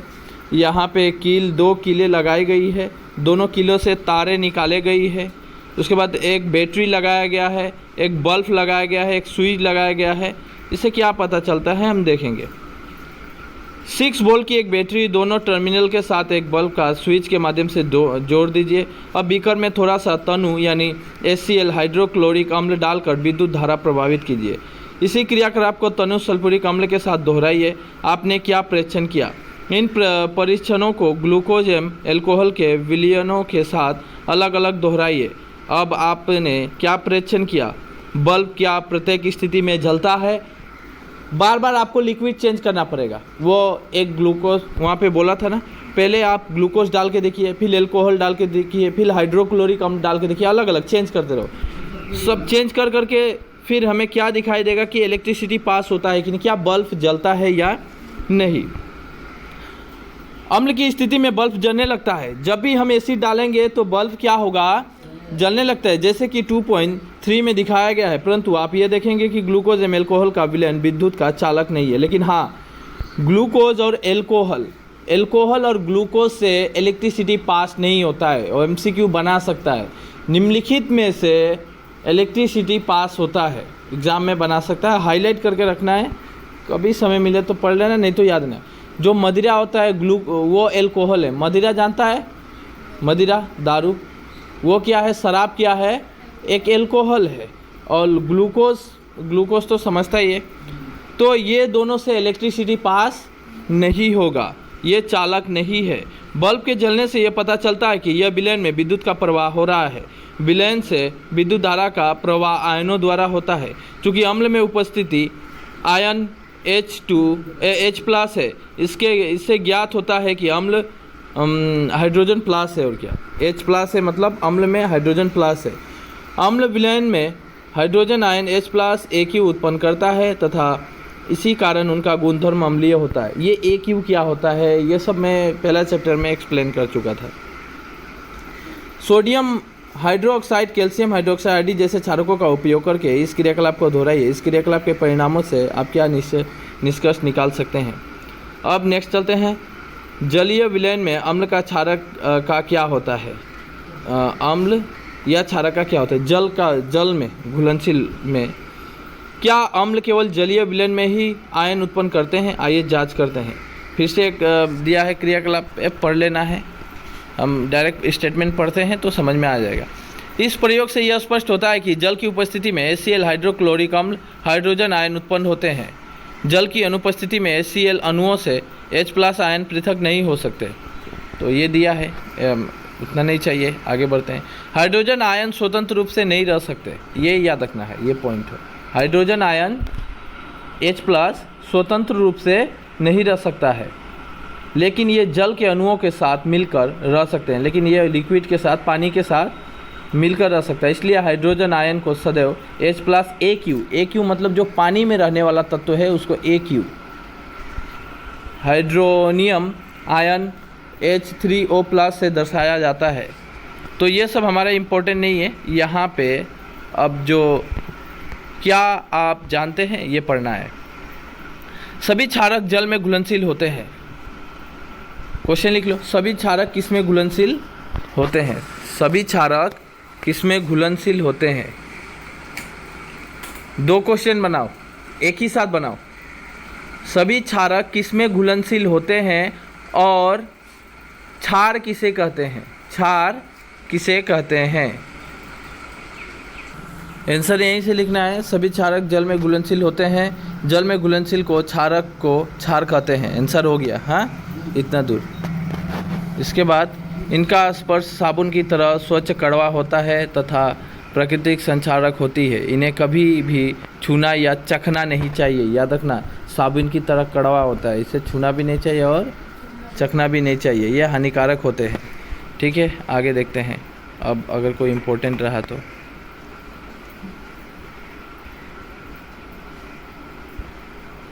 हम उदासीन अभिक्रिया नहीं लिखाया था ना, क्वेश्चन आएगा तो हम ये नीचे इसका है, देखो यहाँ पे लिखा है जल में अम्ल या क्षारक के घुलने की प्रक्रिया अत्यंत ऊष्माक्षेपी होती है। ऊष्माक्षेपी किसे कहा जाता है? क्वेश्चन आया हुआ था, बाद में हम लिखाऊंगा, अभी आएगा, सब आएगा। जल में सांद्र नाइट्रिक अम्ल सल्फ्यूरिक अम्ल को मिलाते समय अत्यंत सावधानी रखनी चाहिए। अम्ल को सदैव धीरे धीरे तथा जल को लगातार हिलाते हुए जल में मिलाना चाहिए। आपको कभी मिलाना है तो लगातार पानी हिलाते रहना है, उसमें लिक्विड व एसिड डालना। एसिड बहुत खतरनाक होता है। सांद्र अम्ल में जल मिलाने पर उत्पन्न हुई ऊष्मा के कारण मिश्रण अस्फलित होकर बाहर आ जाता है तथा आ सकता है तथा आप जल सकते हैं। हाँ, आप जल भी जाएंगे। ऐसे डायरेक्ट पानी में अगर डाला और पानी को हिलाया नहीं तुरंत, वहाँ से जो हाइड्रोजन निकलेगा जैसा, वो तुरंत तुम्हारे वो हीट रहेगा, तुम्हारे को जला देगा वो। साथ ही अत्यधिक स्थानीय ताप के कारण प्रयोग में उपयोग किया जा रहा कांच का पात्र भी टूट जाता है। कभी कभी टेम्परेचर हाई होने से वो पैनल, कांच का पैनल जो नीचे का है वो टूट जाता है। सांद्र सल्फ्यूरिक अम्ल में कैन डिब्बा का सोडियम हाइड्रोक्साइड की बोतल पर चेतावनी के चिन्ह पर ध्यान दीजिए। वहाँ पे चेतावनी लिखा रहता है, इसलिए कोई भी चीज़ यूज़ करने से पहले उसके बारे में पढ़ लेना ज़रूरी होता है। ये तनुकरण कते आया नहीं था क्वेश्चन। अब यहाँ पे इम्पोर्टेंट क्वेश्चन दाग मार लो, प्रश्न जो दिखाया गया है। मैं देखता हूँ, पहले पढ़ता हूँ। HCl, HNO3 आदि जलीय विलयन में अम्लीय अभिलक्षण क्यों प्रदर्शित करते हैं, जबकि अल्कोहल एवं ग्लूकोज जैसे, हाँ ये चाहिए, 1 नंबर चाहिए। अम्ल का जलीय विलयन क्यों विद्युत का चालक होता है, 2 नंबर इंपॉर्टेंट है, VVI मान लो, आया हुआ था एग्जाम में। शुष्क हाइड्रोक्लोरिक गैस शुष्क लिटमस पत्र के रंग को क्यों नहीं बदलता, ये भी चाहिए, 3 नंबर भी चाहिए। अम्ल को तनुकृत करते समय क्यों अनुसंचित करते, ये नहीं चाहिए, हटाओ। अम्ल के विलयन में तनुकृत करते समय हाइड्रोजन आयन की सांद्रता कैसे प्रभावित करती है, 5 नंबर चाहिए। जब सोडियम हाइड्रोक्साइड विलयन में अधिक क्षारक मिलाते हैं तो हाइड्रोक्साइड आयन की सांद्रता कैसे प्रभावित होती है, ये भी इम्पोर्टेंट है, क्योंकि CBSE में ये सब इम्पोर्टेंट ज़्यादा है। अब हम पढ़ते हैं कि कौन अधिक प्रबल होते हैं, कौन शक्तिशाली होता है, क्या एसिड शक्तिशाली है या बेस। यहाँ पे देखते हैं, हम जानते हैं कि अम्ल क्षारक के सूचकों का उपयोग करके अम्ल एवं क्षारक के अंतर का प्रदर्शित किया जा सकता है। हमने पहले भी पढ़ा था कि हम एसिड और बेस का पता कैसे लगा सकते हैं, लाल लिटमस पेपर से भी लगाया जा सकता है। पिछले अध्याय में हमने H+ अथवा OH- आयनों के विलयन की सांद्रता कम होने तथा तनुकरण के बारे में पढ़ा था। हम लोगों ने पिछले अध्याय में फर्स्ट चैप्टर 1 में हम लोगों ने ये पढ़ा था केमिकल रिएक्शन में, ठीक है। क्या हम किसी विलयन में उपस्थित आयनों की संख्या जान सकते हैं? क्या हम ज्ञात कर सकते हैं कि विलयन में अम्ल अथवा क्षारक कितना प्रबल है?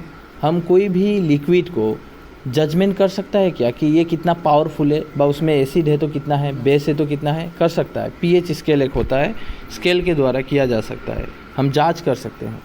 इनको जानने के लिए हम सार्वत्रिक सूचक जो अनेक सूचकों का मिश्रण होता है तो उपयोग करके ज्ञात कर सकते हैं। सार्वभौम सूचक किसी विलयन में हाइड्रोजन आयन की विभिन्न सांद्रता को विभिन्न रंगों में प्रदर्शित करते हैं। आपको कलर चेंज कर देगा, एक कलर दूसरा कलर से कलर ही दर्शाएगा। अच्छा, किसी विलयन में उपस्थित हाइड्रोजन आयन की सांद्रता ज्ञात करने के लिए एक स्केल विकसित किया गया है जिसे pH स्केल कहते हैं। मैंने पहले ही बोला pH स्केल से हम पता लगा सकते हैं कि उसके अंदर हाइड्रोजन आयन कितना है। यह हाइड्रोजन आयन ही हमें बताएगा कि ये लिक्विड है या बेस है, ठीक है। तो क्वेश्चन बना लो, ये आया था pH स्केल किसे कहते हैं। pH स्केल क्या है, ऐसे दाग मार लेना है, किसी विलयन से लेकर pH स्केल कहते हैं। ये हो गया।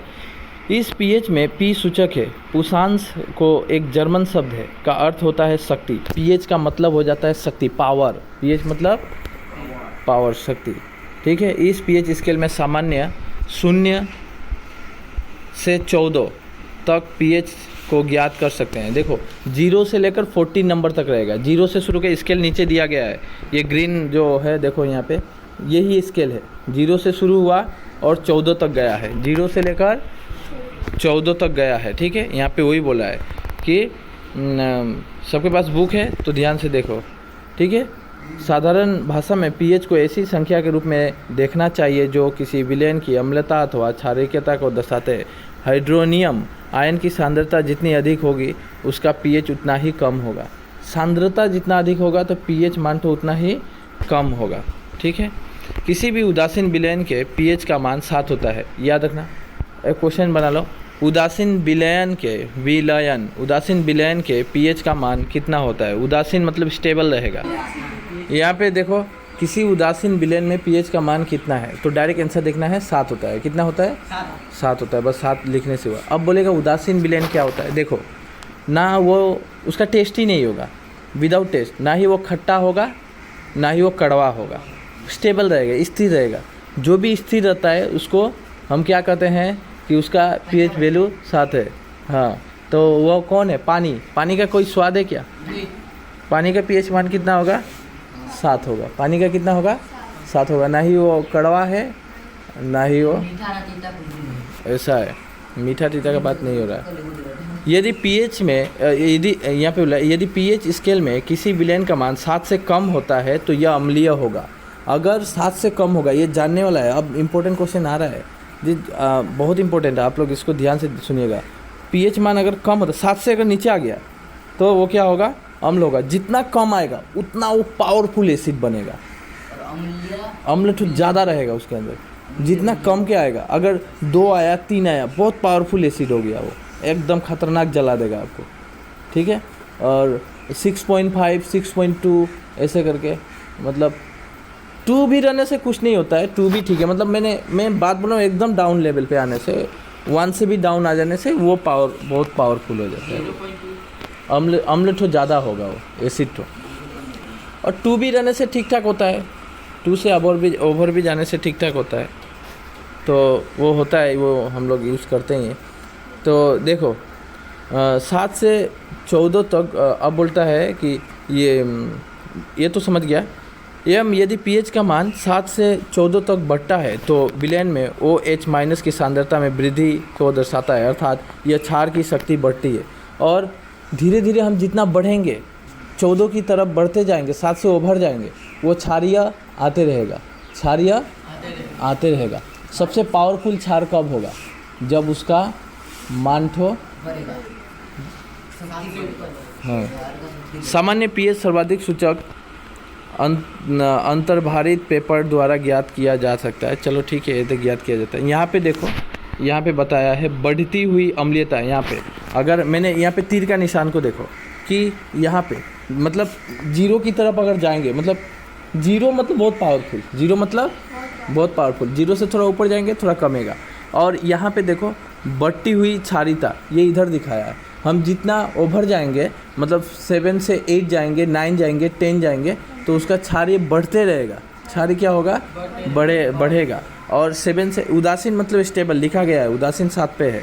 और इधर अगर आएंगे हम तो हमारे इधर के तरफ वो अम्ल बढ़ेगा, इधर के तरफ क्षार बढ़ेगा, ठीक है। तो ये दिखाया गया है। अब यहाँ पे कुछ तुम लोग का यहाँ से पूछा भी था, तो ये तुम लोग का होमवर्क के नाम तौर पे दे रहा हूँ कि तुम लोग मोबाइल से ही सर्च कर सकते हैं कहीं से भी कि लार का pH मान कितना होता है। उसके बाद ये बोला है खाने से पहले कितना होता है, खाने के बाद कितना होता है। जो तुम्हारा मुंह से लार टपकता है ना, हाँ, तो वो उसका भी एक वही हजम करता है। वो क्या करता है? हजम सकता है, स्टार्च की तोड़ने में और पचाने में हजम करता है। तो उसको भी pH मान तो लिखना है। नींबू का कितना होता है, उसके बाद गाजर का, कॉफ़ी का, टमाटर का, सब का pH मान है, ये सब लिखना है यहाँ पे। अच्छा, यहाँ पे देखो नीचे दिखाया गया है, ये इंपॉर्टेंट है, ये सबको VBI मारो। जठर रस मारे वही है, जठर रस जो होता है अग्नाशय रस कहा जाता है ना, पीत रस। हम लोग का पेट के अंदर डाइजेस्टिव सिस्टम तो पढ़ा है, नहीं पढ़ा है? पढ़ेगा बाद में है वो डाइजेस्टिव सिस्टम ह्यूमन बॉडी का। उसके अंदर एक जठर रस पाया जाता है, ठीक है, पाचन रस। उसका pH वैल्यू होता है 1.2, बहुत, वो भी एसिड है, वो भी क्या है? एसिड है। इसीलिए देखो ये खुद ही ये रस पैदा करता है तुम्हारे पेट के भीतर, और उससे क्या होता है? वो तुम्हारा खाना हजम होता है। नींबू के अंदर pH मान कितना है? ये सब दाग मारो, ये सब नींबू का pH मान बोला है 2.2, ये सब याद करना पड़ेगा। शुद्ध जल का कितना है? शुद्ध जल का 7 है, मैंने पहले ही बोला। तो प्योर वाटर है, उसका कितना है? 7 है। और ब्लड का कितना है? ये पूछा था, रक्त का pH मान 7.4। इसलिए ब्लड का टेस्ट कैसा होगा आप बता? 7 से ऊपर जाएगा ना, जब भी 7 से ऊपर जाएगा क्षार यानी नमकीन आएगा। वो क्या होगा टेस्ट उसका? नमकीन। जब भी आप 7 से ऊपर जाएंगे तो उसका टेस्ट नमक लगेगा। कैसा लगेगा? नमक, ठीक है, कड़वा और नमक। और जब भी नीचे आएगा तो वो अम्लीय लगेगा, टेंगा लगेगा। तो ब्लड का टेस्ट तुम लोग देखा है कभी? होठ वगैरह कट जाने से मुंह में जब ब्लड पड़ जाता है तो कैसा होता है? नमकीन होता है ना। तो वो 7.4 है, इसलिए वो नमकीन होता है। 7 से ऊपर जाएगा तो नमकीन होगा। उसके बाद मिल्क ऑफ मैग्नीशियम का दिया है 10 है, milk of magnesium. Sodium hydroxide का दिया है 14 है। ठीक है, तो ये याद कर लेना है, यहाँ से क्वेश्चन पूछा था तो दाग मार के याद कर लेना है, इसको लिख लेना है। क्वेश्चन खुद से बना ले, मतलब डायरेक्ट निम्नलिखित का पीएच वैल्यू याद कीजिए, ऐसा क्वेश्चन बना के सबका लिखना है, इसको नोट बना लेना है। हाँ, जो पीएच मान डायरेक्ट एक्स्ट्रा नोट लेंगे। हाँ, यहाँ पे देख रहे हैं अम्ल तथा क्षारक की शक्ति विलयन में क्रमशः H+ तथा OH- आयन की संख्या पर निर्भर करती है। यदि हम समान सांद्रता के हाइड्रोक्लोरिक अम्ल तथा एसेटिक अम्ल जैसे एक मोलर मिलयन लीजिए तो वो विभिन्न मात्रा में हाइड्रोजन आयन उत्पन्न करेंगे। अधिक H संख्या में H+ आयन उत्पन्न करने वाले अम्ल प्रबल अम्ल कहलाते हैं, जबकि H+ आयन उत्पन्न करने वाले अम्ल दुर्बल अम्ल कहलाते हैं। दोनों में तो प्लस ही देके रखा है। एक क्वेश्चन आया भी नहीं था तो हमको इस पर माथा नहीं मारना है। अब ये क्वेश्चन CBSE के लिए तो बहुत भिविया ही है, और हम लोगों के लिए यहाँ से थोड़ी सी कुछ क्वेश्चन आएगा जो हम बोलेंगे। तो दैनंदिन जीवन में पीएच का महत्व, हमारे डेली लाइफ में वो पीएच का क्या वैल्यू है, बहुत पावरफुल वैल्यू है। देखते हैं, क्या पौधों एवं पशु में पीएच के प्रति संवेदनशील होते हैं? पौधा, ये इसके अंदर क्या पीएच है, पेड़ के अंदर क्या है, जानवरों के अंदर क्या है, वो लोग का भी वो डाइजेस्टिव सिस्टम है, ये लोग पेड़ पौधे भी भोजन बना रहे हैं, सबके अंदर है। हमारा शरीर का 7.0 से 7.8 pH परास के बीच कार्य करता है। हमारा पूरा बॉडी, ऑल बॉडी के अंदर pH मान कितना है? 7 से लेकर 7.8 तक। क्वेश्चन लिख लो, हमारे शरीर का pH परास कितना है? हमारे शरीर का pH परास कितना होता है? क्वेश्चन लिख लीजिए फटाक से, फिर आंसर मैं यहीं पे दे दिया। जो हमारे शरीर का pH परास 7.0 से लेकर 7.8 परास के बीच कार्य करता है, ये आंसर होगा। हो गया, ये क्वेश्चन लिख लिया, आंसर लिख लिया। जीवित प्राणी केवल संकीर्ण pH परास में ही जीवित रह सकते हैं। वर्षा के जल का pH मान जब 5.6 से कम हो जाती है तो वह अम्लीय वर्षा कहलाती है। क्वेश्चन एक लिखो, जो वर्षा का जल का pH मान कितना कम होने से वो अम्लीय वर्षा कहलाती है? हाँ, वर्षा के जल का pH मान कितना कम होने से वह अम्लीय वर्षा कहलाती है? जब हमारा गिरता हुआ पानी, जो बारिश होती है, उसका अगर मापेंगे 5.6 है तो वह एसिड रेन कहलाएगा। और वो एसिड रेन क्या होगा? वो हमारे शरीर में गिरने से हमें घाव, चर्म रोग, अभी देखता है खुजली वगैरह, चर्म रोग, ये सब कहाँ से हो रहा है? क्योंकि एसिड की संख्या बारिश के पानी में बढ़ चुका है। ये बढ़ाने वाला कौन है? हम लोग है।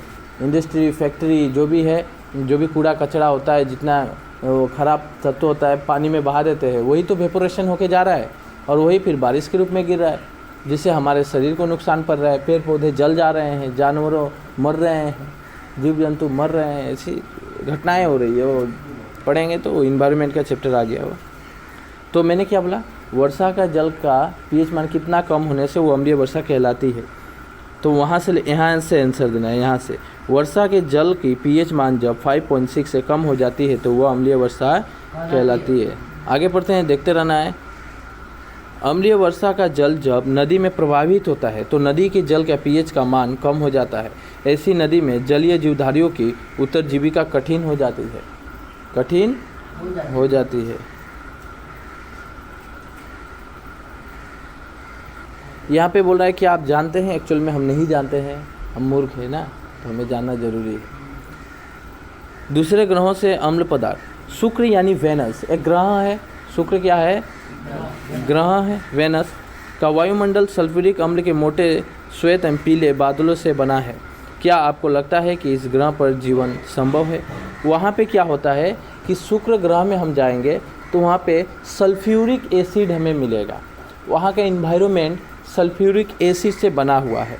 क्या हम वहाँ पे जाके अपना ज़िंदगी बिता सकते हैं?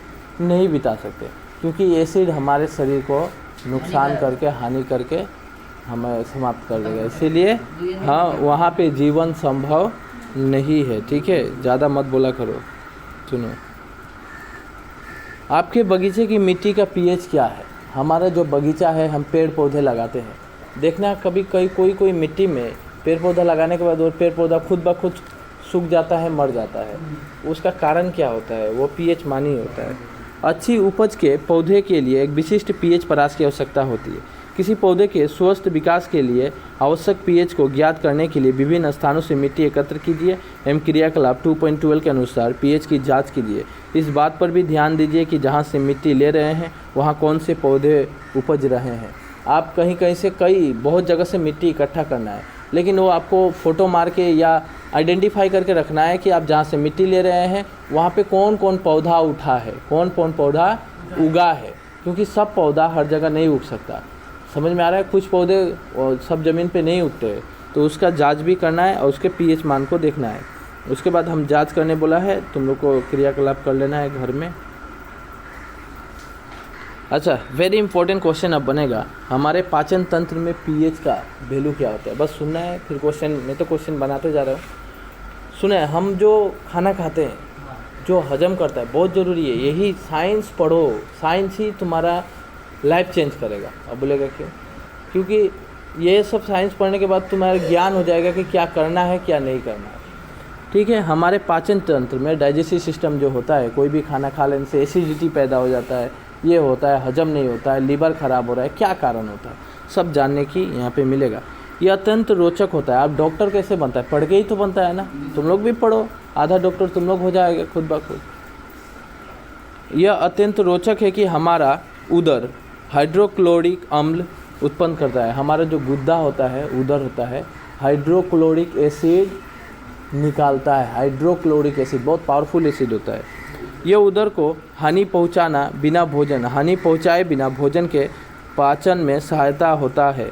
ये क्या करता है? हमारे शरीर को जलाता नहीं है, बल्कि जो खाना खाते हैं उसको पचाने में वो क्या करता है? मदद करता है। समझ में आ रहा है? आगे देखते हैं।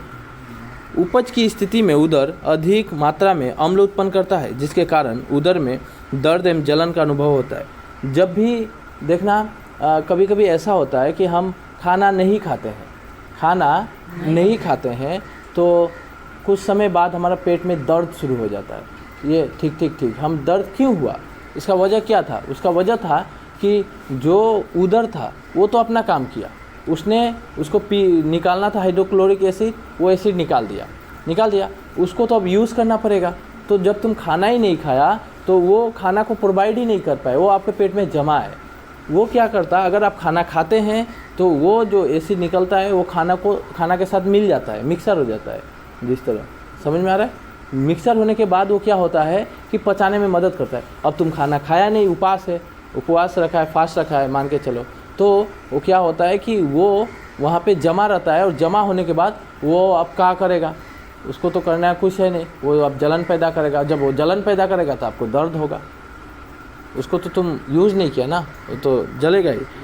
तो इस दर्द से मुक्ति होने के लिए एंटी एसिड जैसे क्षारकों का उपयोग किया जाता है। अब उसको हम लोगों ने पढ़ा था कि अम्ल और क्षार एक दूसरे के प्रभाव को समाप्त करते हैं। जब एसिड पैदा हो गया, देखना नहीं खाने वाला का गैस ज़्यादा हो जाता है, तो एसिड पैदा हो गया, तब आपको क्षार डालना पड़ेगा, या तो एंटी एसिड टेबलेट लेना पड़ेगा, या तो आपको कोई भी क्षार पीना पड़ेगा, ताकि चाहे वो मैंने बोला था बेकिंग सोडा एक तो बोला था ना, वो उसका घोल पीना पड़ेगा, ताकि वो अम्ल जो था वो क्षारक के साथ मिलकर उसके प्रभाव को समाप्त कर दे। इस अध्याय के आरंभ में ऐसी ही एक उपचार आपने अवश्य सुझाया होगा। यह एंटी एसिड अम्ल की अधिक मात्रा को उदासीन करता है। गुड। इसके लिए magnesium hydroxide, milk of magnesium जैसे दुर्बल क्षारक का उपयोग किया जा सकता है। आप क्षारक का उपयोग कर सकते हैं, मैंने पहले ही बोला। तो क्वेश्चन तो वही था, एंटी एसिड आया था, एसिड होने से एंटी एसिड देना पड़ता है कि नहीं? तो वो क्वेश्चन आया हुआ था हम लोग का। अब यहाँ से बोलेगा क्या क्वेश्चन बना? क्वेश्चन कुछ नहीं बना, क्वेश्चन ये बना कि हमारे शरीर में जब एसिड पैदा हो जाता है तो हमें एंटी एसिड टेबलेट या एंटी एसिड या क्षार हम लेकर उसका उपचार कर सकते हैं। बस ये हमें। अब यहाँ से क्वेश्चन बनेगा, पीएच परिवर्तन के कारण दंत क्षय, हमारे दांतों का टूटना, क्षय होना, क्या कारण है? ठीक है, मुंह के पीएच का मान 5.5 से कम होने पर दांतों का क्षय प्रारंभ हो जाता है। क्वेश्चन लिखो, दांतों का क्षय मतलब दांतों का क्षय क्यों होता है? दांतों का क्षय होने का कारण क्या है? क्वेश्चन लिखो, दांतों का यानी दंत का क्षय होने का कारण क्या है? दंत का क्षय होने का कारण क्या है। लेकिन एग्जाम में कैसे क्वेश्चन पूछा था मैं बोल दे रहा हूँ। एग्जाम में क्वेश्चन पूछा था दांतों की पीएच ना हमारे मुंह का पीएच मान कितना हो जाने पर दांत क्षय होना प्रारंभ हो जाता है। तो आंसर एक ही रहेगा, क्वेश्चन जैसे घुमाए मैं वही आंसर दे रहा हूँ कि मैंने क्या बोला, दंत क्षय का कारण क्या है कि नहीं। आंसर ये होगा, मुंह के पीएच का मान 5.5 से कम होने पर दांतों का क्षय प्रारंभ हो जाता है। दांतों का क्षय क्या हो जाता है, प्रारंभ हो जाता है। ये पूरा लाइन ही आंसर है, समझ में आ गया। तो क्वेश्चन दे दिया, आंसर दे दिया। अब देखते हैं दांतों का इनेमल कैल्शियम फॉस्फेट से बना होता है। ये दांत जो सादा सादा दिखता है ना, सादा सादा जो है, क्वेश्चन लिख लो, दांतों का इनेमल किससे बना होता है। दांतों का इनेमल किससे बना होता है। आंसर ये होगा कि दांतों का इनेमल जो इनेमल होता है कैल्शियम फॉस्फेट से बना होता है, कैल्शियम से, जो शरीर का सबसे कठोर पदार्थ है, शरीर का सबसे सख्त पदार्थ होता है। ये समझ में आ रहा है, सादा सादा, ठीक है। यह जल में नहीं घुलता, लेकिन मुंह की पीएच का मान 5.5 से कम होने पर यह संचारित हो जाता है। ये जल में घुलेगा नहीं, तोड़ के आप घोलिए नहीं घुलेगा, लेकिन आपके पीएच वैल्यू जीभ में, लार में, आपको मुंह के अंदर पीएच वैल्यू 5.5 से कम होगा तो दांत टूटना प्रारंभ हो जाता है। मुंह की उपस्थिति बैक्टीरिया भोजन के पश्चात मुंह में अवशिष्ट शर्करा एवं खाद्य पदार्थों का निम्नीकरण करके अम्ल उत्पन्न करते हैं। भोजन के बाद मुंह साफ करने से इससे बचाव किया जा सकता है।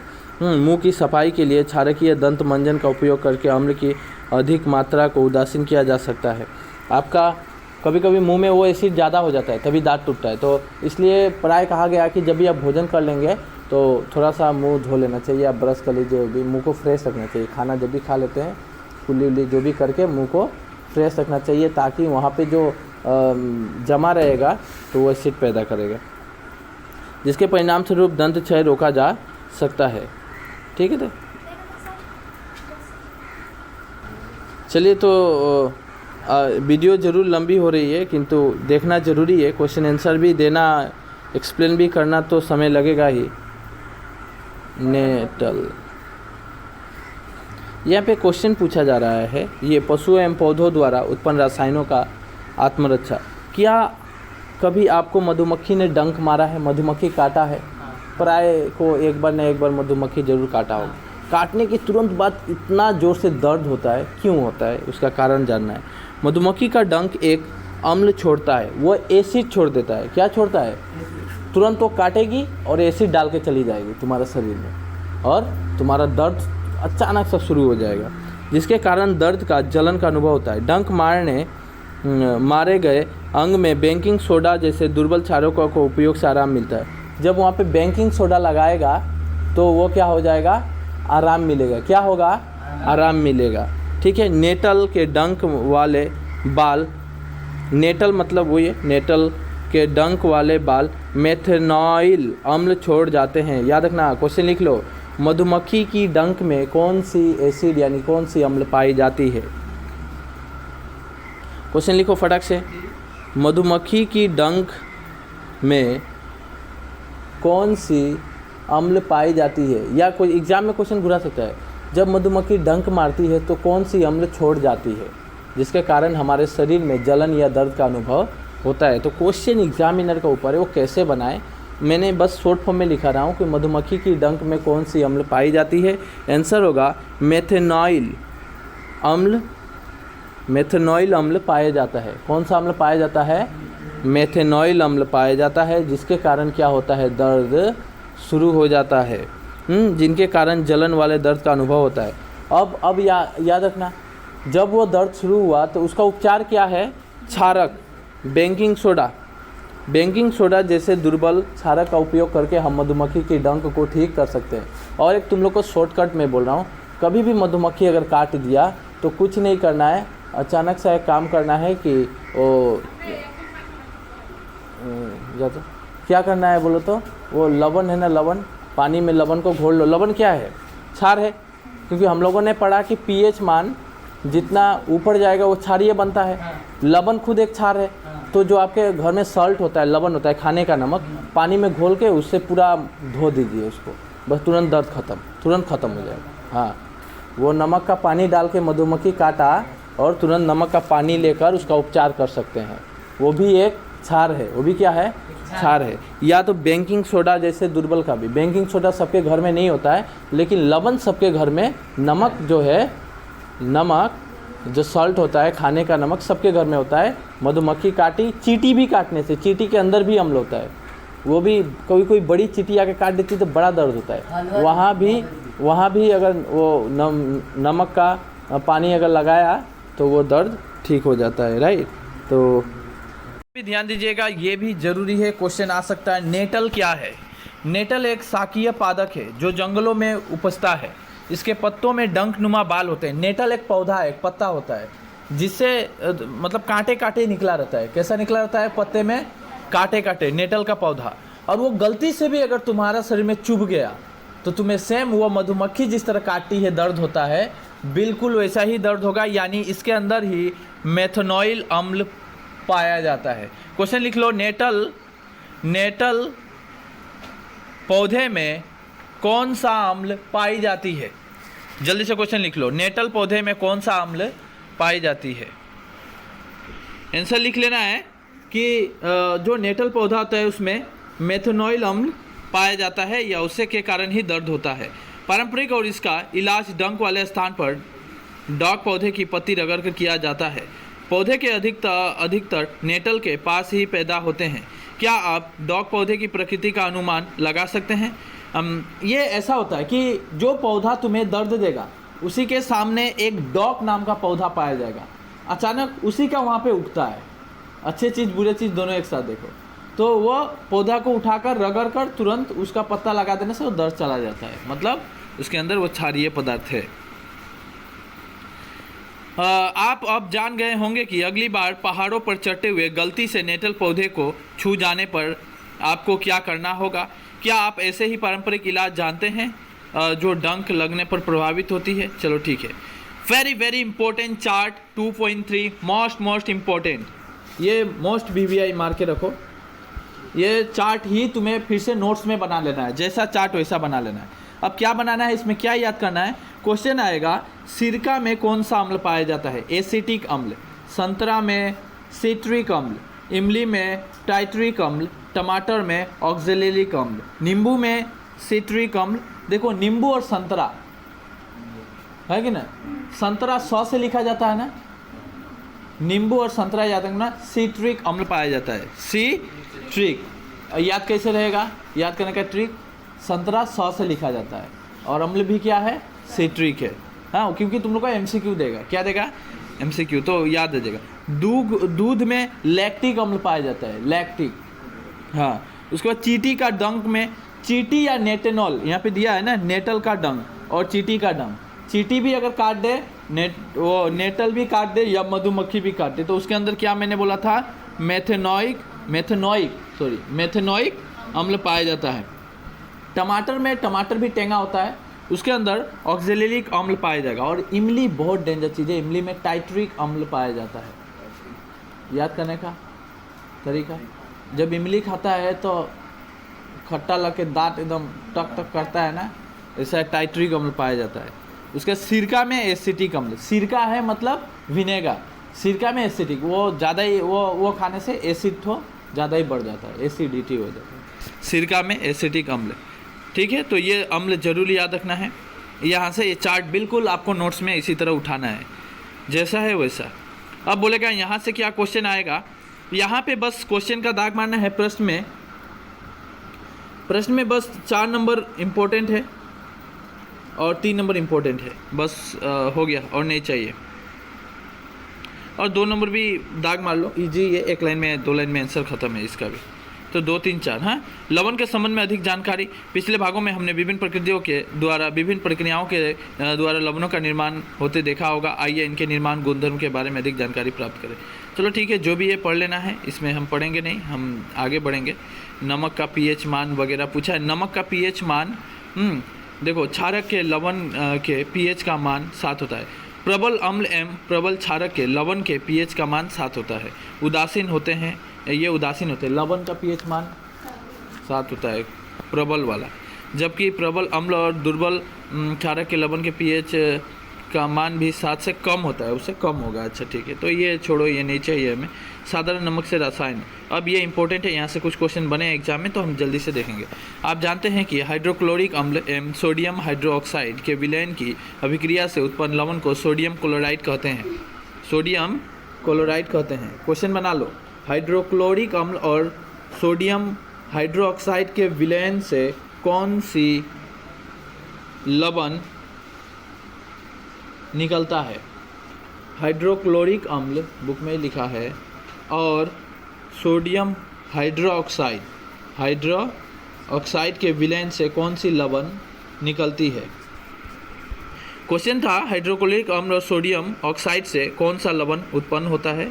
तो सोडियम क्लोराइड। कौन सा होता है? Sodium chloride. हाँ, इसी लवण का हम अपने भोजन में उपयोग करते हैं। जो हम अपने भोजन में उपयोग करते हैं वो सोडियम क्लोराइड होता है, सोडियम क्लोराइड। ऊपर के क्रियाकलापों में आपने देखा होगा कि यह एक उदासीन लवण है। हमने देखा कि ये उदासीन, हमारे अगर क्वेश्चन आ जाएगा हमारे खाने का लवण का पीएच मान कितना है, तो 7 है। कितना है?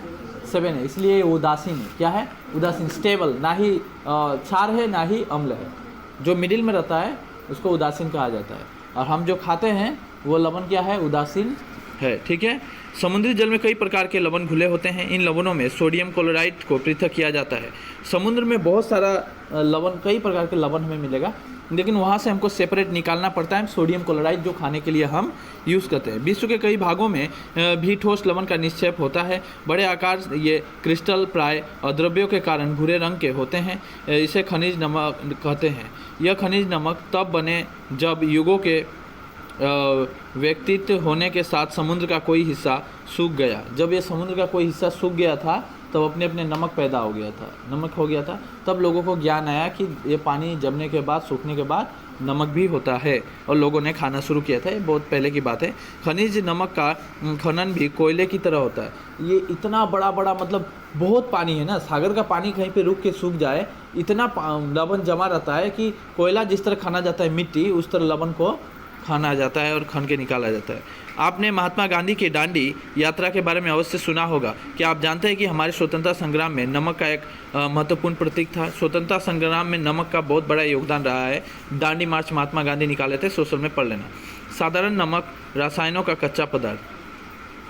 इस प्रकार प्राप्त साधारण नमक हमारे दैनिक उपयोग के कई पदार्थों जैसे सोडियम, उसके बाद sodium hydroxide, baking soda, washing soda, विरंजन चूर्ण आदि के लिए भी एक महत्वपूर्ण कच्चा पदार्थ है। आइए देखते हैं कि कैसे पदार्थ का उपयोग भिन्न बनाने के लिए किया जाए। सोडियम हाइड्रोक्साइड का, सोडियम क्लोराइड के जलीय विलयन से विद्युत प्रभावित करने पर यह वियोजित होकर सोडियम हाइड्रोक्साइड उत्पन्न करता है। इस प्रक्रिया को क्लोर क्षार प्रक्रिया कहते हैं, क्योंकि इसमें निर्मित उत्पाद क्लोरीन एवं सोडियम हाइड्रोक्साइड क्षार होते हैं। ये एग्जाम में क्वेश्चन नहीं आया था, मैं बस पढ़ रहा हूँ, ठीक है, बस जानना है। क्लोरीन गैस एनोड पर मुक्ति होती है एवं हाइड्रोजन गैस कैथोड पर सोडियम हाइड्रोक्साइड विलयन का निर्माण भी होता है। इस प्रक्रिया से उत्पन्न हुई तीनों उत्पाद उपयोगी है। अच्छा, कैथोड एनोड से कुछ तो क्वेश्चन था, मुझे लगता है बुक से देखना पड़ेगा मुझे। अच्छा, ये क्वेश्चन बना था विरंजक चूर्ण। क्वेश्चन आगे ही लिख लो, फट से लिख लो। विरंजक चूर्ण का रासायनिक नाम क्या है? विरंजक चूर्ण का रासायनिक नाम क्या है? और विरंजक चूर्ण का 3 उपयोग लिखिए। एग्जाम में 2 उपयोग आएगा, ठीक है। विरंजक चूर्ण का रासायनिक नाम क्या है और विरंजक चूर्ण का 3 उपयोग लिखिए। फटाक से इनसे दाग मान लो। विरंजक चूर्ण का रासायनिक नाम ये वाला है, CaOCl2, बस वहीं पे लिखा है CaOCl2। ये विरंजक चूर्ण का क्या है? रासायनिक नाम है। तो लिखना पड़ेगा विरंजक चूर्ण का रासायनिक नाम CaOCl2। हो गया। उसके बाद क्वेश्चन पूछा था विरंजक चूर्ण का 3 उपयोग, मैंने क्वेश्चन लिखा दिया। ये उपयोग है वस्त्र उद्योग में, Roman number 1, Roman number 2, Roman number 3, right, मिल गया। तो आंसर दे दिया, ठीक है। अब पढ़ते हैं थोड़ा सा विरंजक चूर्ण बनाया किस तरह जाता है। आप जानते हैं कि जलीय सोडियम क्लोराइड यानी लवण जल के विद्युत अपघटन से क्लोरीन का निर्माण होता है। इस क्लोरीन गैस का उपयोग विरंजक चूर्ण के उत्पाद के लिए किया जाता है। शुष्क बुझा हुआ चूना CaOH2 पर क्लोरीन की प्रक्रिया से विरंजक चूर्ण का निर्माण होता है। क्वेश्चन विरंजक चूर्ण को दर्शाया जाता है। क्वेश्चन लिख लो कि विरंजक चूर्ण का निर्माण कैसे होता है। व्यंजक चूर्ण का निर्माण कैसे होता है? आंसर पहले दाग मार लो, दाग मार लो। शुष्क बुझा हुआ चूना पर ये सांकेतिक नाम अगर याद नहीं है एग्जाम में तो छोड़ देना है, लेकिन ये जरूर लिखना है। शुष्क बुझा हुआ चूना पर क्लोरीन की प्रक्रिया से व्यंजक चूर्ण का निर्माण होता है। बस हो गया, खत्म। यहाँ पे हो गया। उपयोग भी जान गए। बेकिंग सोडा पे आते हैं, बेकिंग सोडा पे आते हैं, जल्दी से आ जाओ। इसका भी लिख लो क्वेश्चन फटाक से। बेकिंग सोडा का रासायनिक नाम क्या है? बेकिंग सोडा का रासायनिक नाम क्या है? ठीक है, बेकिंग सोडा का दो उपयोग लिखिए। बेकिंग सोडा का दो उपयोग लिखिए। बेकिंग सोडा का रासायनिक नाम क्या है? बेकिंग सोडा का दो उपयोग लिखिए।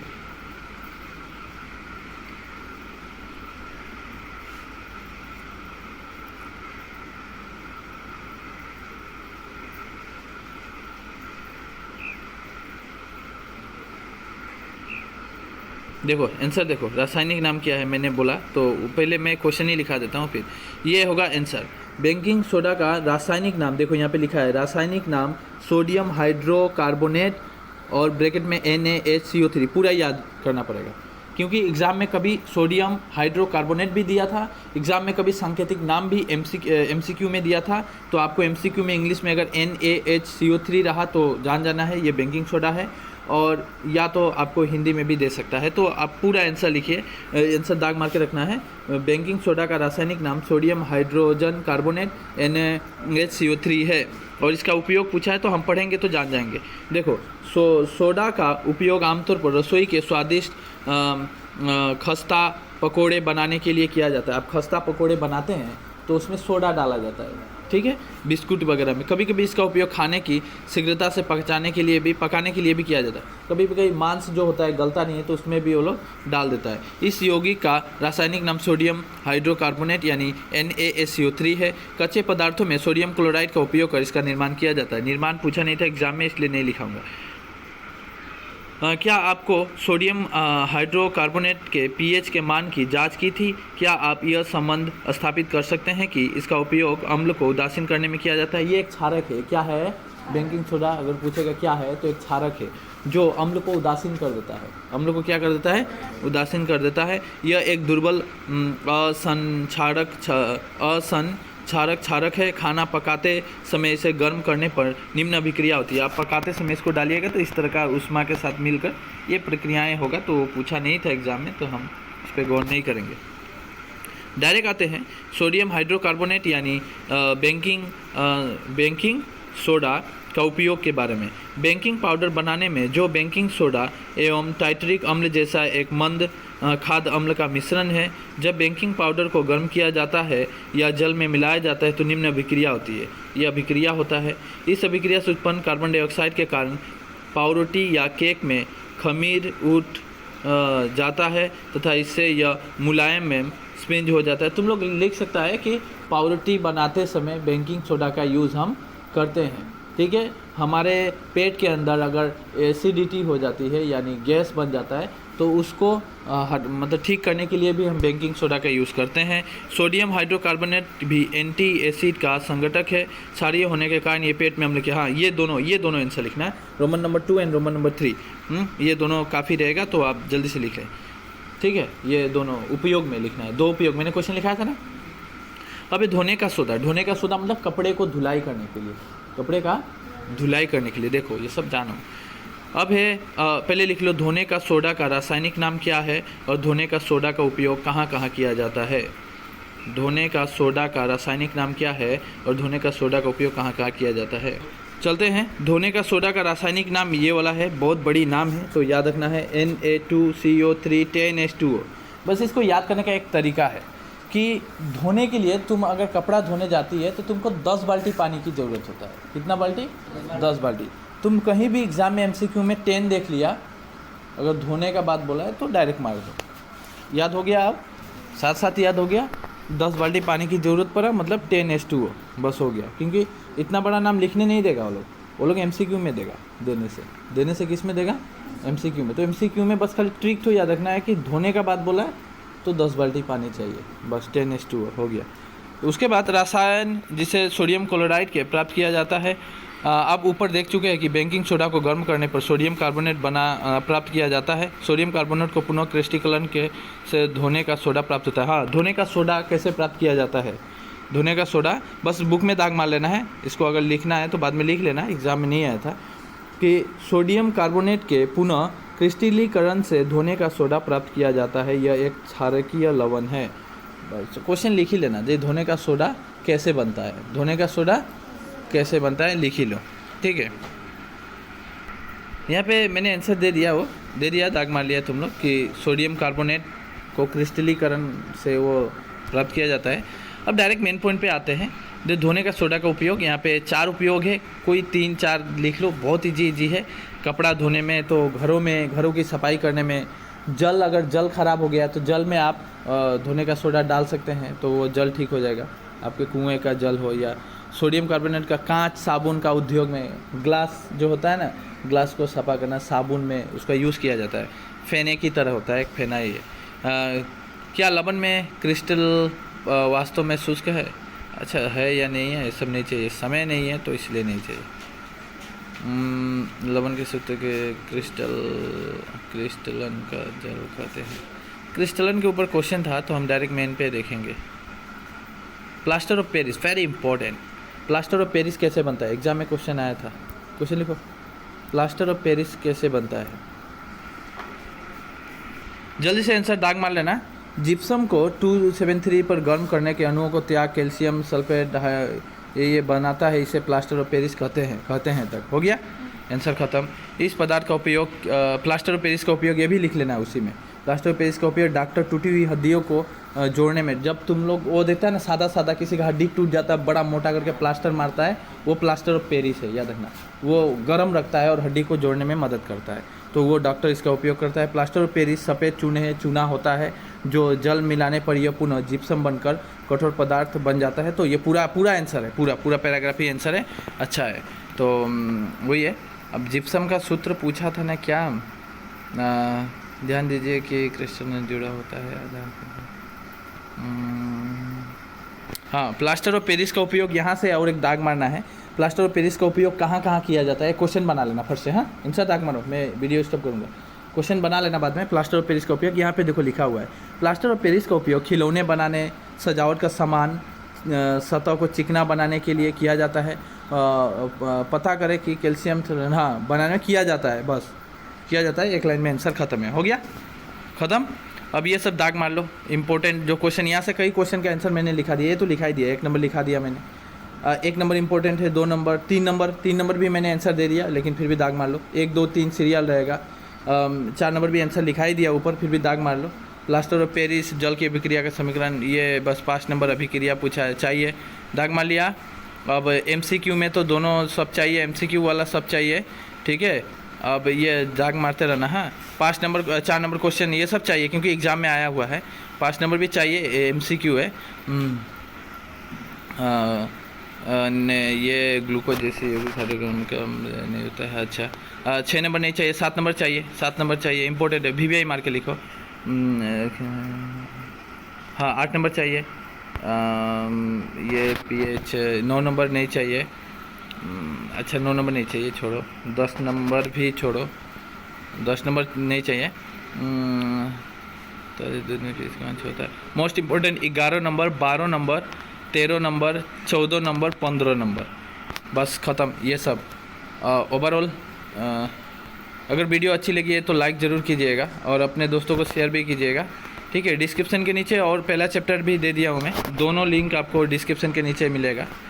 और इस तरह टाइम लगेगा ही, क्योंकि आंसर भी देना होता है। और रही बात बुक का आंसर कमेंट करने से मैं बुक का आंसर भी दे दूँगा, कुछ दिन टाइम लगेगा लेकिन दे दूँगा।